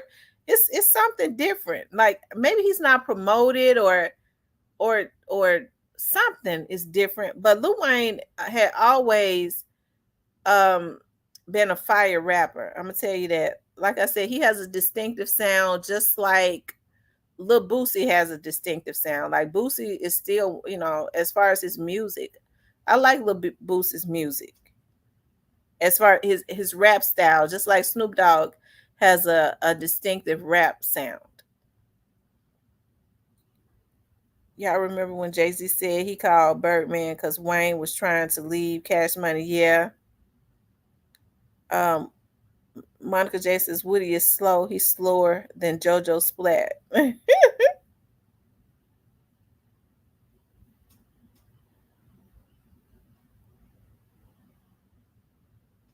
I tell you. So, like I said, all of this stuff is interesting. You could tell the judge does not look like he's getting any sleep. He looks like he's up under a lot of stress. The judge looks like he's up under a lot of stress.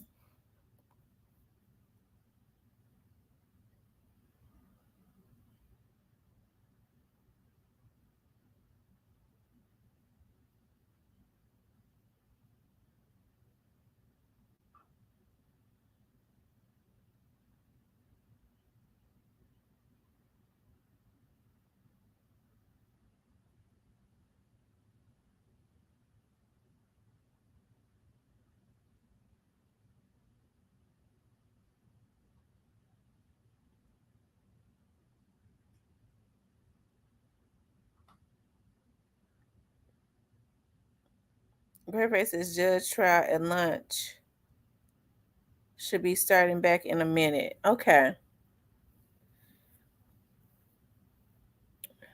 Um Tambora says, nope, Tamara, these dudes look at each other as girlfriends.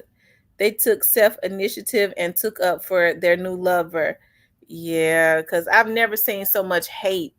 I've never seen men spew so much hate for women, because now you even hear them talk about that they don't even want no vagina from no woman. I don't want your MF and P. I don't want no P. I ain't trying. So if so how they so I'm trying to understand, because I know you have to. Everybody got a nature. I would guess. I guess they do. I don't know how these people made now, these new age folks, but I know people in our era got a nature, right, and it rises, and so you be wanting to have some type of intercourse. But now these guys are just, I don't know what's going on now. It's just a lot of hate spewed for women, and the women too. Like, it's so many women now that they are so masculine, it is ridiculous. Even if they dress feminine, they still have some type of masculinity about them. It's so unsexy. Ugh. I just don't. I think that women should be masculine, okay? Um, I think that women should be soft and pretty. That's what I think. Great Face says, where I'm from, we don't play that funny bunny stuff. Hey, but that's what's going on. As much as the few friends I got, as much as I love my girlfriends, and I like to have girl conversations with people that that I trust and stuff. If I want to be laid up under a man. I'm just gonna tell you that right now. I love the arms of a man. He better not have no nice arms, okay? It's something about them arms that turn me on. I don't want to look at no woman's arms. I love the physique of a man, especially his arms. He better not have no cut in them arms. I go crazy. Okay, but sitting up, being with my girls and stuff all the time, no, because I want to be laid up under my man. It ain't nothing like holding him from, sleep in the bed holding him. Girl, please. I'm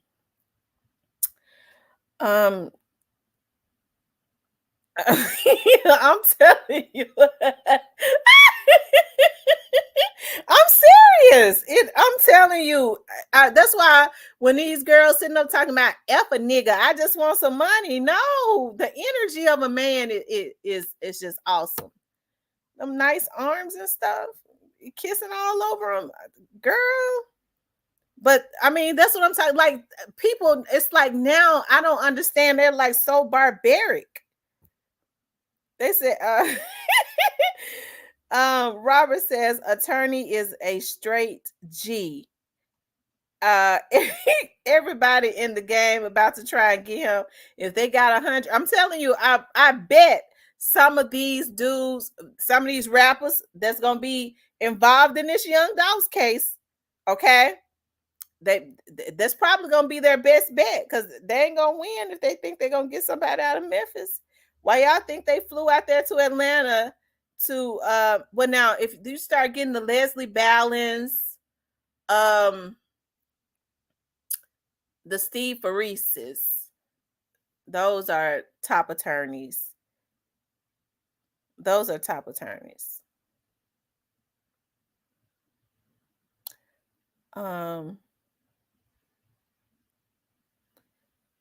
What's up, Robert? Susan Cake says, imagine these women that are compared to, yeah, and that's, you know what, and I wanted to say that, and it's true. A lot of women get mad at the transgenders because the transgender women say that we're the new women. They're not the new women in real life, but to a lot of these men, they are the new women. They would much rather be with a transgender than to be with a real woman. That's why they talk about, the woman got too much mouth and all of that. They want to be laid up under another hard leg because a transgender is still a man. It's got big feet and hard legs and stuff. I don't know. I don't know what to say other than, hey, I think people should do whatever it is that makes them feel comfortable, but they should at least tell these women, don't put women down just because you want to be with a man. And I think that's what is going on. You want to put the women down. Live in your truth and don't do that to women, because it's a lot of men that like soft women. They like soft asses and soft legs and stuff like that. Some men like hard legs, okay, and hard asses, and they should be able to get that, but just be real about it. He says, chilling, delivering packages, listening to you. Okay, thank you. TB21 says, but they can't get still trial date already set to start, so they're out of luck. JT. Joy says, one of my girlfriends wears a size 12 shoe. Oh my goodness. Listen, I wear a size 8. And when I'm down to my regular weight, because y'all know my weight be fluctuating.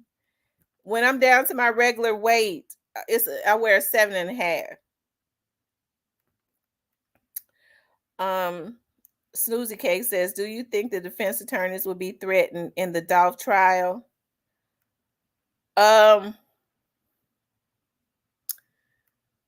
You know what?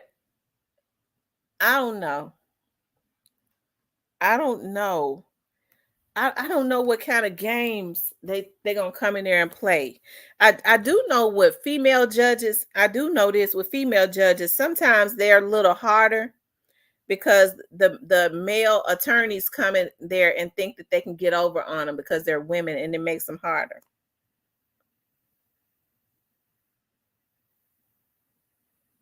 Legacy 360 says, there's nothing like a country girl. My queen is from South Carolina. I know. Listen, my friend that used to play for he's actually from Memphis, but he played for I don't even know if that team, if they even still have that team, he played for the Seattle Supersonics. Y'all know that was an NBA team.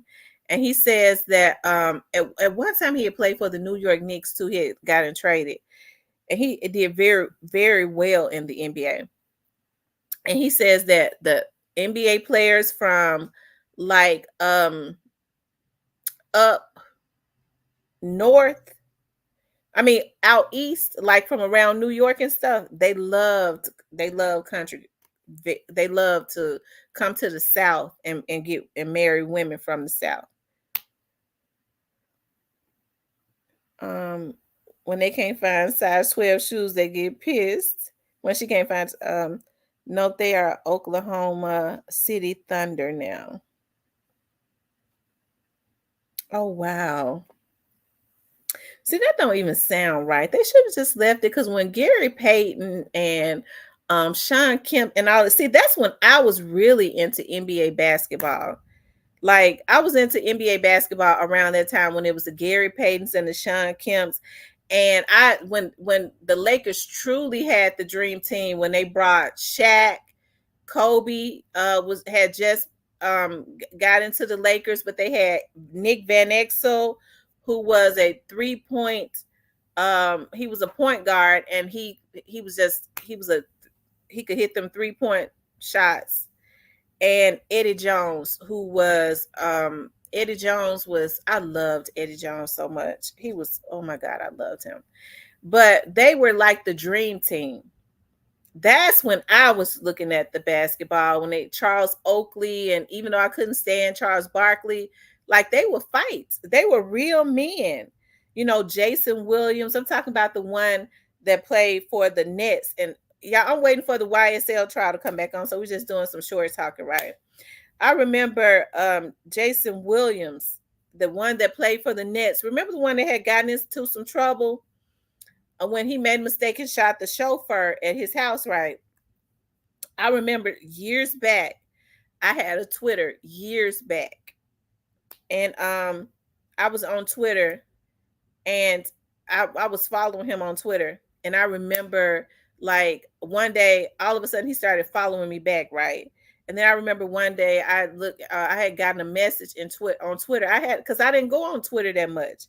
And he had sent me a message on Twitter. He said, I'm checking on you. Because I used to always put inspirational stuff on Twitter. He was like, I'm checking on you. You haven't posted on Twitter lately. I was like, oh my God, I can't believe Jason Williams. And so then I remember, then he sent me another message, and he was like, he called me T. He was like, T, how would you feel about organizing like a prayer thing? Because he had gotten out of, I think he had did some time in prison. And I was like, oh my God, he don't even know me like that. But he was looking at like me posting inspirational stuff. He was like, what do you think about coming to New York and like organizing a prayer situation? But and what's so weird is, like, I never really communicated with him after that. And then, like, now I have an Instagram, and I never be on Instagram. And then I looked at my notifications one day, and he had requested to follow me a couple months ago. I was like, dog, like, I wouldn't even think that he would even remember me. It's so weird. He got that right. Caramel complexion, not the hard legs and the big feet. Tam knows her. I'm telling you, that's when I truly loved basketball. But um, when they started like crying and carrying purses, I don't look at basketball anymore. I don't. Every now and again, I might look at a University of Memphis game, but I can't stand all that whining and crying. Um, yeah, he did time for accidentally shooting his limo driver.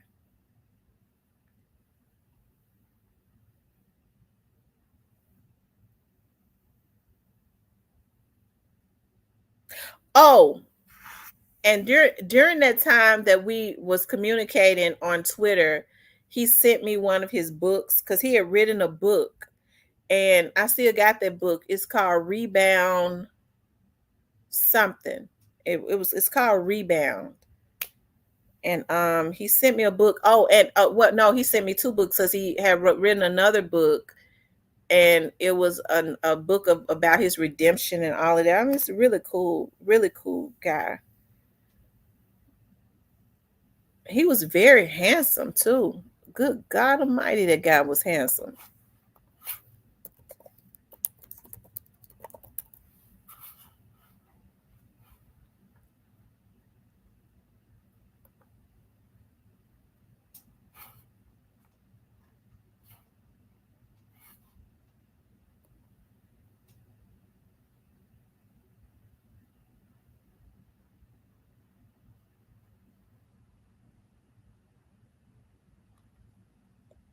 Yeah.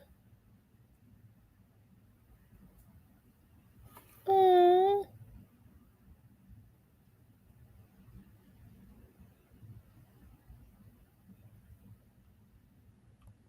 mm.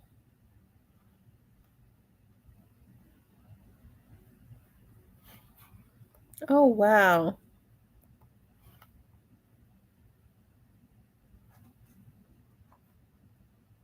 Mm. I was just reading something. Yeah, Jason was a star. He was a star.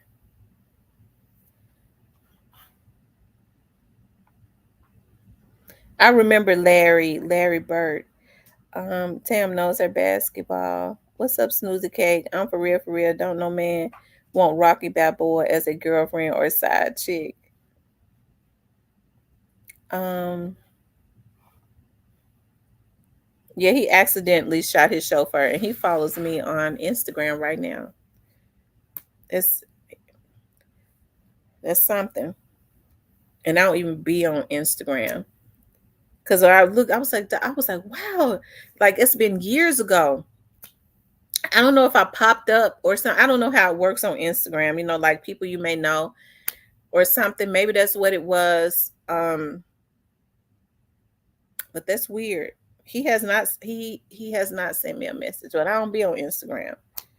Miss T, you see the rumor on Jizzle shooter being killed. Big 30 shooter, his life could have been saved. Yeah, I saw that. I'm gonna do a video on that.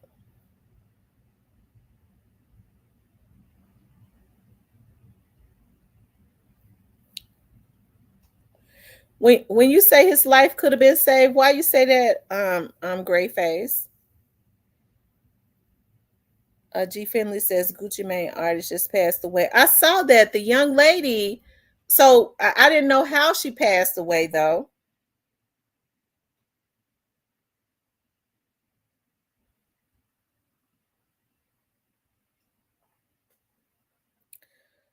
Um,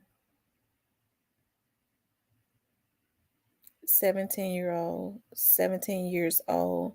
Now y'all see why I've been on Big 30.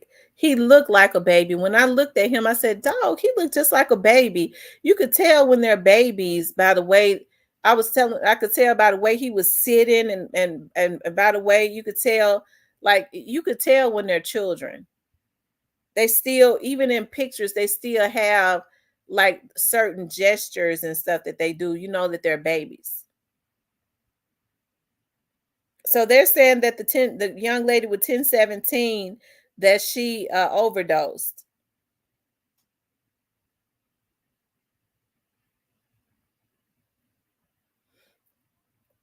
G. Finley says, I heard he was the one who popped Jizzle at the FedEx Forum.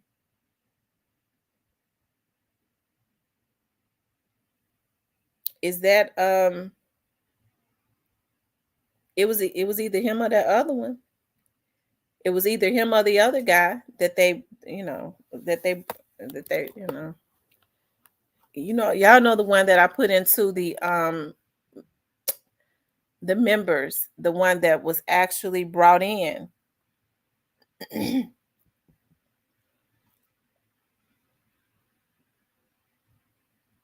Who they actually thought did it, the young man's brother that's no longer here, because he's young too. So what are they saying? What did they say happened, Grayface?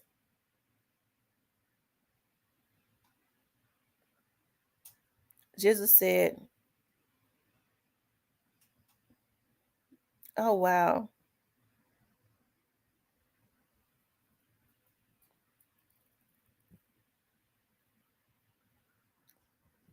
So how did it actually happen?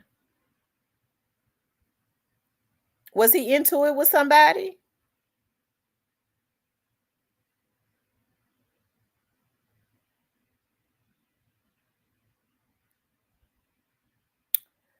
What I mean is they arrested Cato knowing who did it.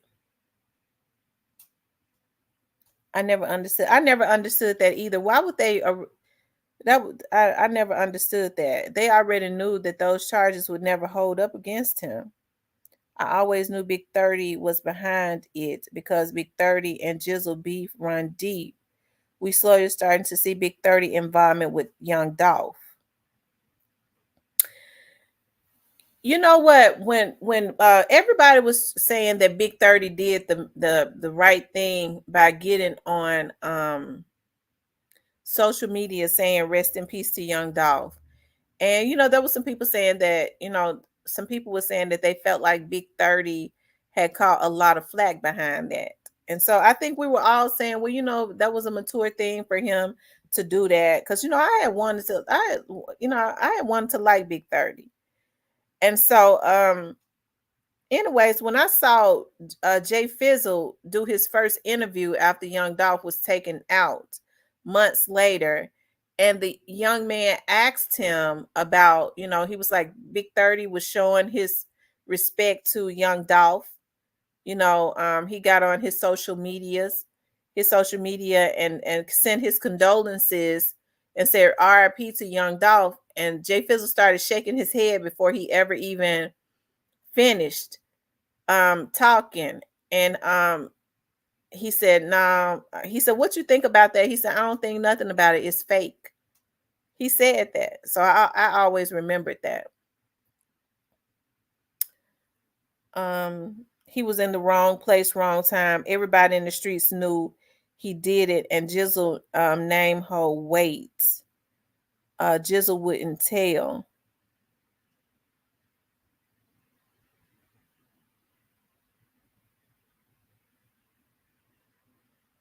Mm.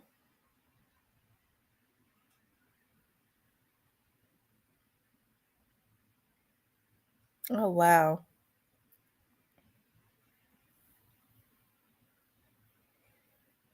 Mm.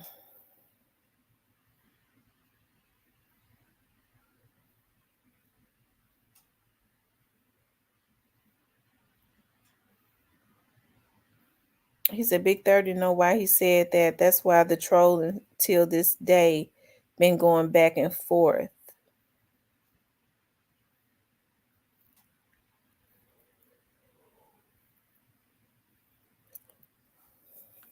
Mm.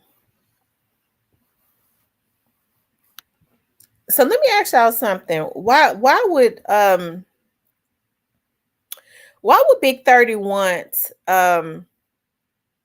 Why would Big 30 want for Young Dolph to be taken out? Why if Big 30 had any involvement in that, why would he want that?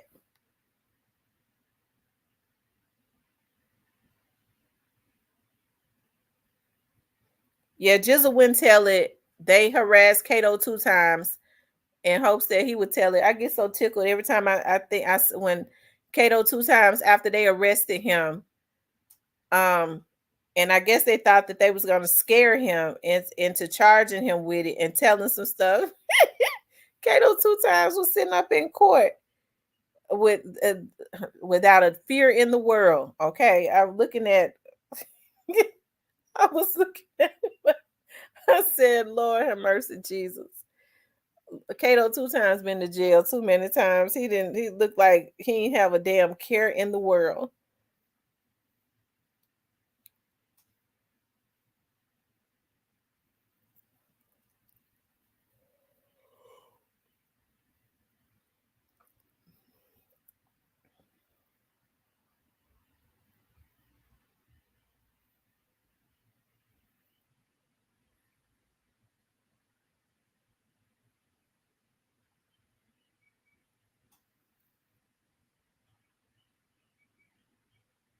Mm.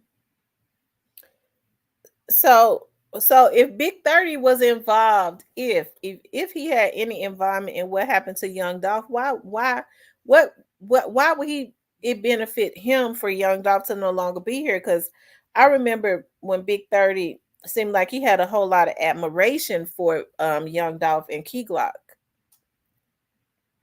Big 30 and the rest of them like Drop were paid hitters. Big 30 now may not be active, but he's sending shooters and paying them just like he was brought up. Okay, I see.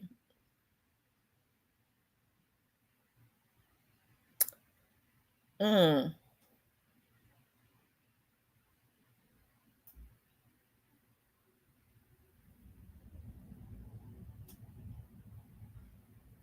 Oh wow.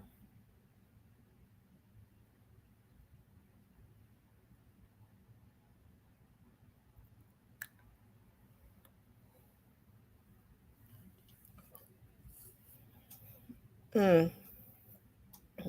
How old is Big 30? He should be pushing 30 if he's not 30. Big 30 under Moneybag, who under Endless.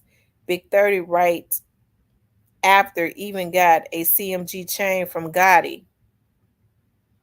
Oh wow. See, I didn't pay any of that any attention. So after Young Dolph was assassinated, Gotti gave Big 30 a chain.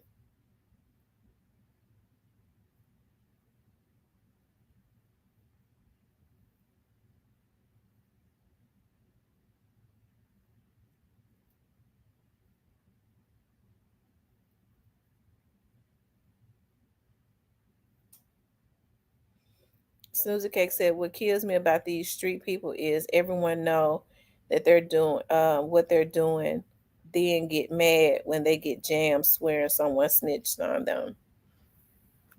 I'm telling you, because they basically told on themselves, after they did that to young Dolph, they put that stuff out there. They were the ones trolling, so they were the ones.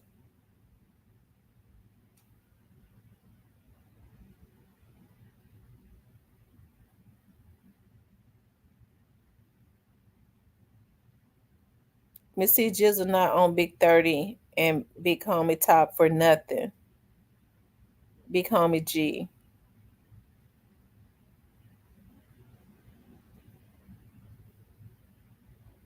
Hmm. I didn't know that Jizzle and Big Homie G was into it also.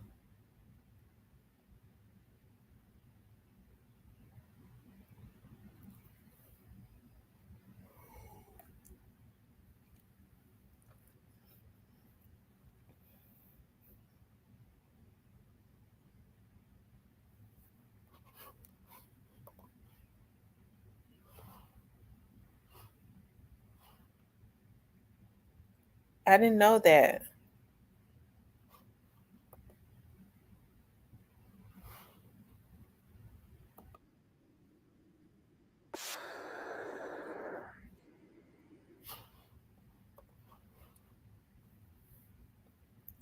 See, I didn't know that because see, I know Jizzle Jizzle trolls quite a bit. I didn't know he was troll. I didn't know that he was into it with Big 40 because I know that I mean Big Homie G. I don't know why I be wanting to call him E40 for some reason. Um, because you know Homie G is pretty quiet, but he bees over there on he bees over there on Tate Street. Listen, I always told y'all that Moneybag never passed the smell test because I was told that right after Young Doc was taken out, Moneybag started going over there signing them little dudes, making them Brick Gang, and which was weird because according to the person that told me that them dudes were never not known to be rappers.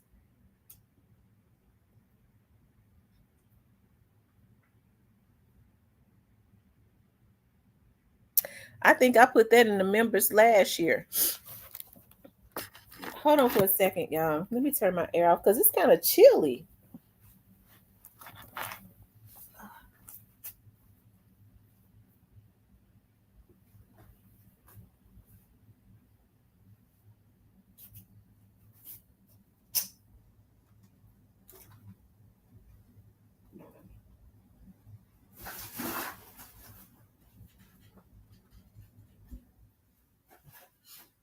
Hold on, y'all.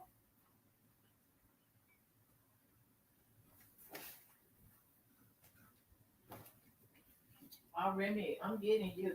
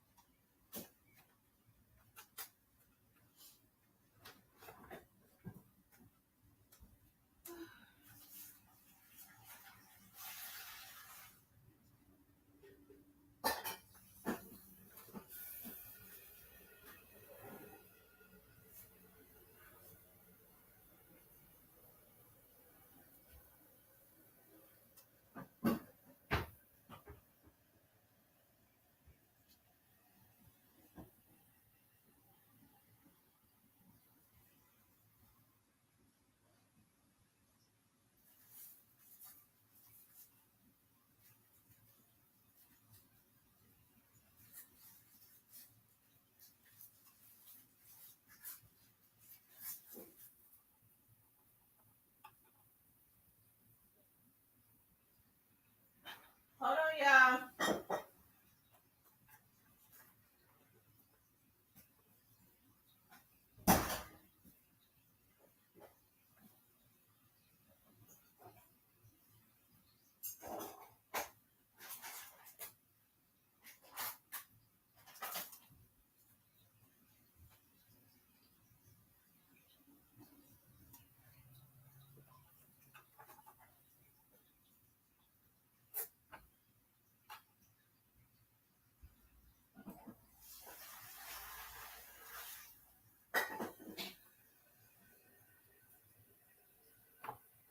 Y'all hold on.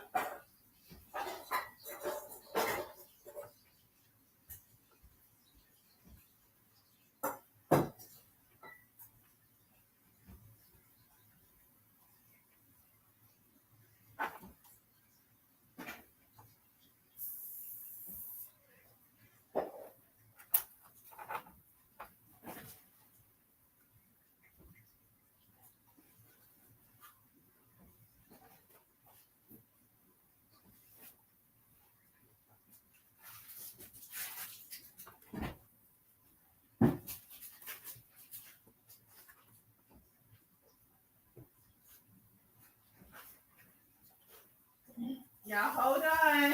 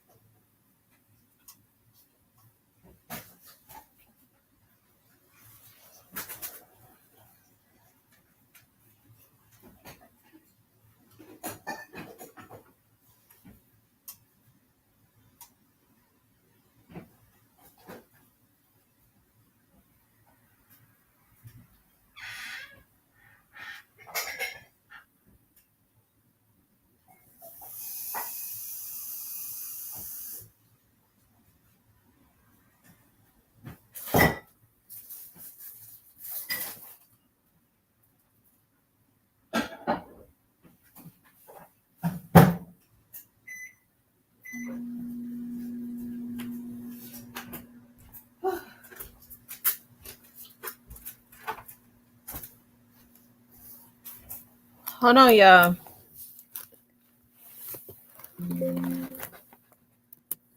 Okay, I'm sorry about that. I'm back.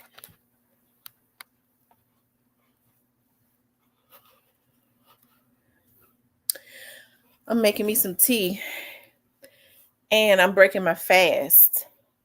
I'm starting back fasting, doing the intermittent fasting. I went to the doctor yesterday. My doctor said, you gained a little bit of that weight back. I was like, I'm going back on, start back doing what I was doing because I have been eating good. Because I've been trying all that copycat stuff. My friend's been coming over helping me to I've been decorating some of my other rooms and stuff. I bought me so many nice wall pieces and stuff. And I was on the ladder and I was painting some of my other, the last few rooms that I had and I painted. And I fell off of the ladder. So I got a little knot on my leg. And it's soft though. So I went to the doctor yesterday and he was like, they did an x-ray because I made them. And so my friend's been coming over helping me. I've been trying to pay them. They won't let me pay them. They won't let me pay them. So I just been cooking real good for them. They like my food. I know. My mom was like, "Why you up there on the ladder and stuff? You getting too old to be doing stuff like that."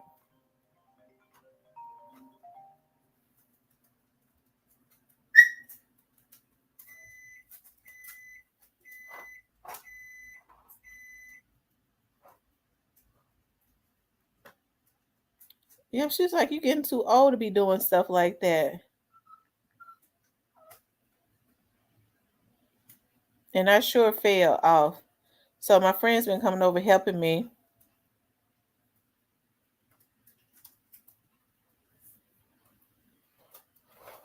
Hold on, y'all.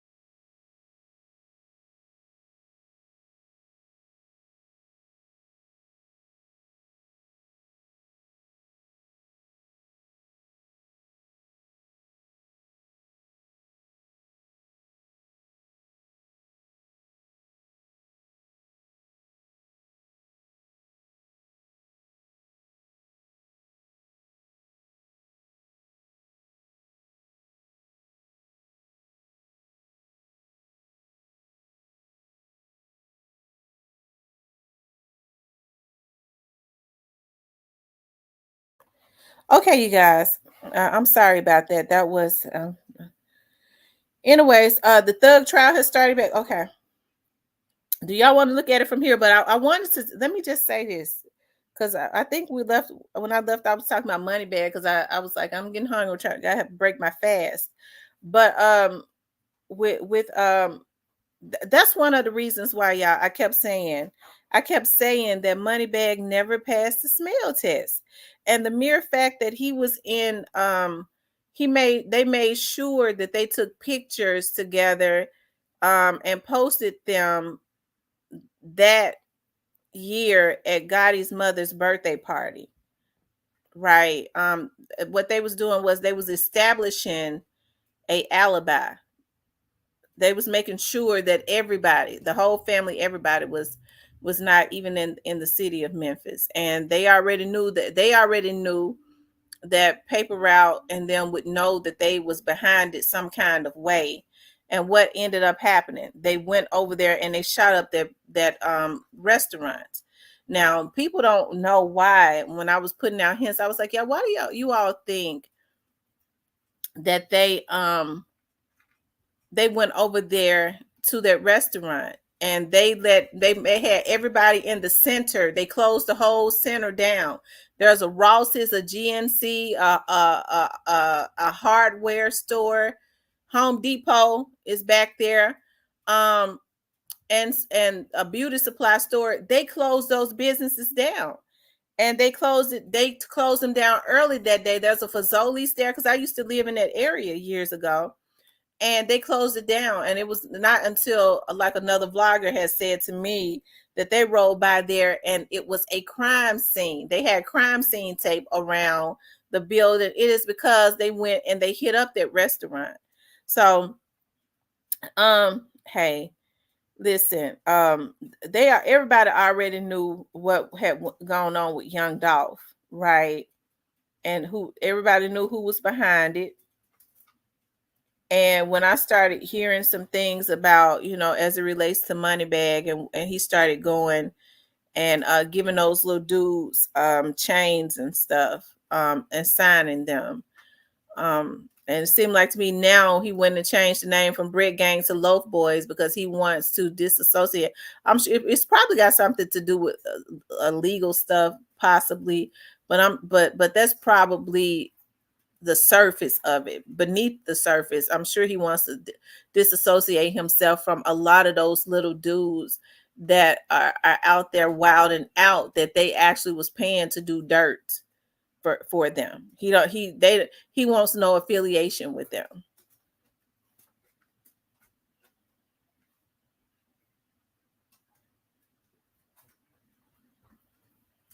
Yep.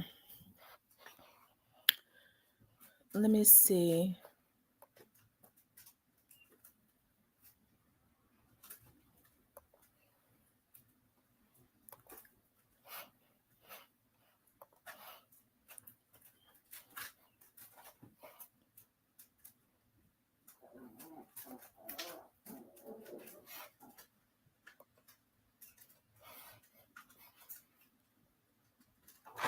So has the judge decided not to put Thug's lawyer in jail?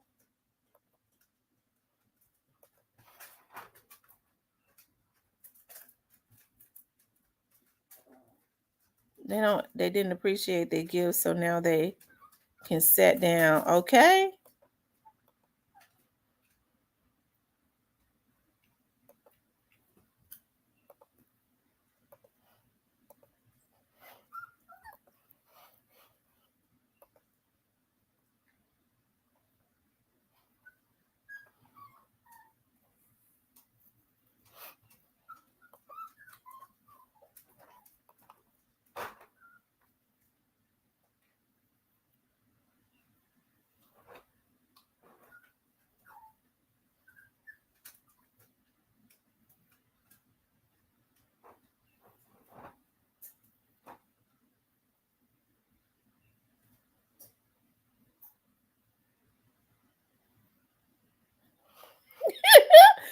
Thug's attorney looked like he has not gotten any sleep at all.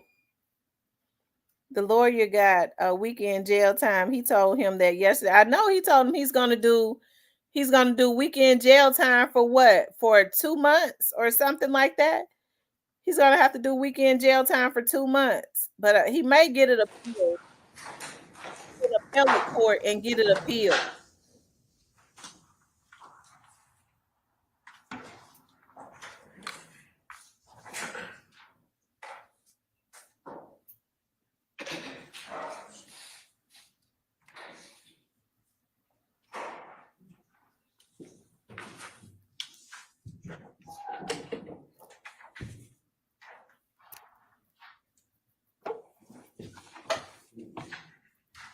It's 164 Echo Juliet.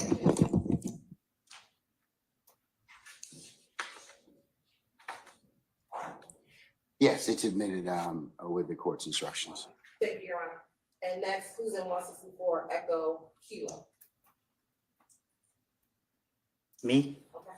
Your Honor, this is how the state would like to tell the 164. Yeah, is that Woody? Hold up, let me make sure they me.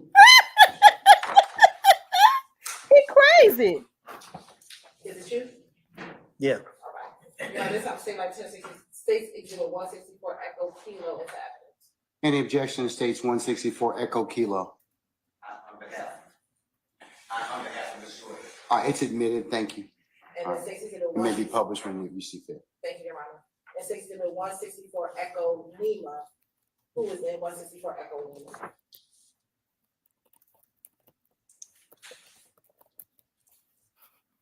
Me? Anyone else?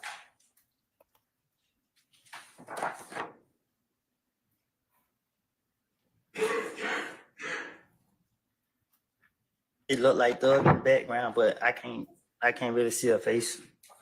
Your Honor, this time the state would like to tender for excuse me, state's exhibit 164 Echo Lima. Any objection to states 164 Echo Lima? I sustain it as a foundation. You can look at one more foundation.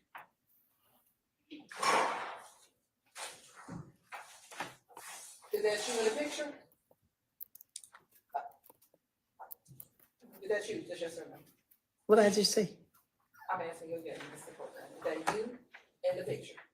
I just said that with me. Okay. And the person in the background are saying that you think that it's Stud. How do you think that it's Stud? Why do you think it's Stud? Because the other picture you showed me, it was me and Doug. Okay. Your Honor, this is how the state like to send 164 Echo Lima as evidence. I'll hold firm. Any objection? I sustain the objection. Do you remember, Your Honor, this is already admitted. These exhibits are already admitted because 164 Echo itself is admitted. These are excerpts from 164 Echo. When was 164 admitted, Christina? That would have been with Agent Racy a few weeks ago. All right, stand fast.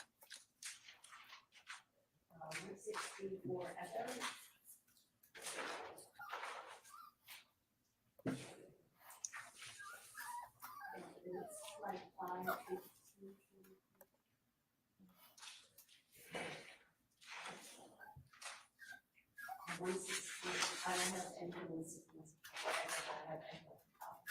I have Echo 164 Echo, Echo Alpha, Echo Bravo, Echo Charlie, Echo Delta, Echo Echo, and Echo Foxtrot were admitted. Yes.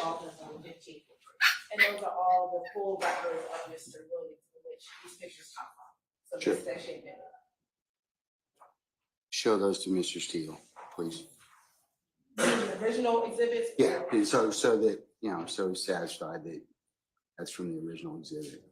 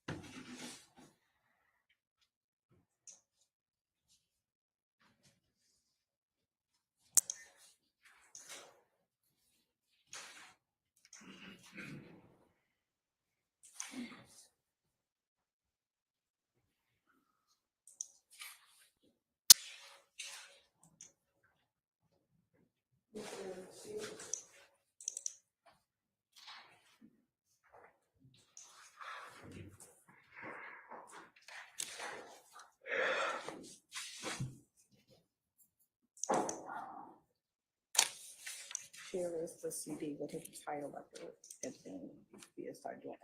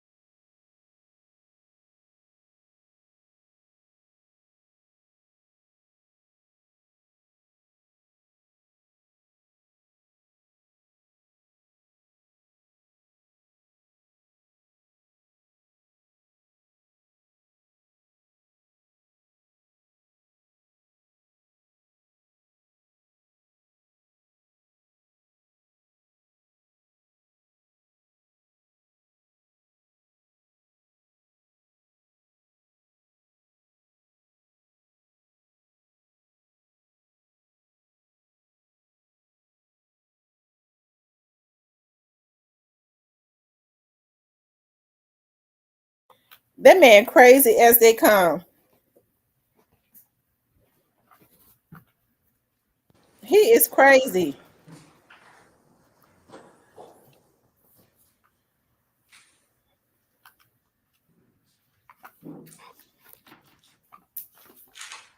Anything further, sir? Mr. Steele? So my understanding, and please, if I'm wrong, correct me, but my understanding is that the entire Instagram came in under a records custodian certificate. That doesn't make it all admissible in a courtroom. It means that it's here properly and then can be described. So I'm objecting to we're going one by one. That's why we have so many. And I'm objecting to foundation of 164 You bad little boy. L, because the gentleman testifying said, I believe, I don't recognize her, or something to that effect. That's my memory. I have a response. Yes. Your Honor, the evidence has been admitted, and so the only. But it's still subject to an objection. The objection can be a relevance objection. Remy. You can publish, I literally can publish this as it shows right now and ask him who's in the picture. It's But if he doesn't recognize it, it's still. He can just say he doesn't recognize that person, but it's still evidence that can be published and it's relevant. So the only objection. Well, here's. I'm so bad. Because it's admitted. Y'all come on up.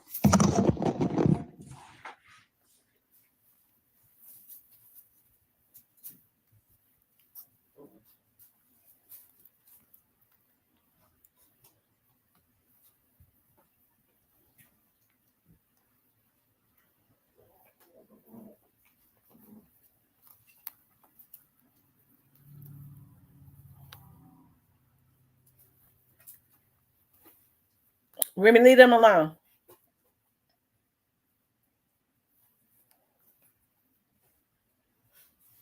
Why are you so bad, little boy? Why are you so bad?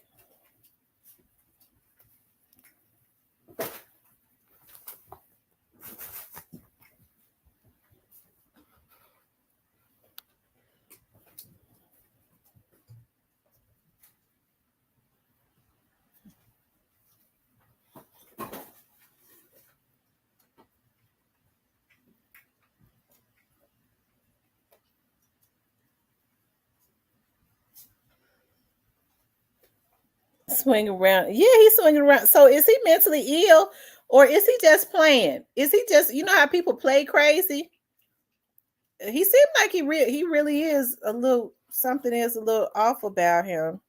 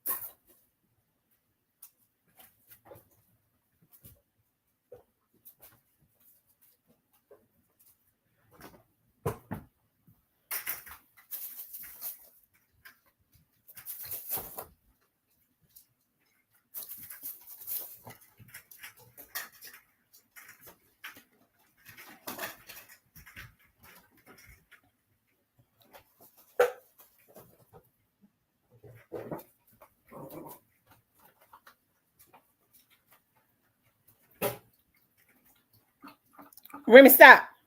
Remy.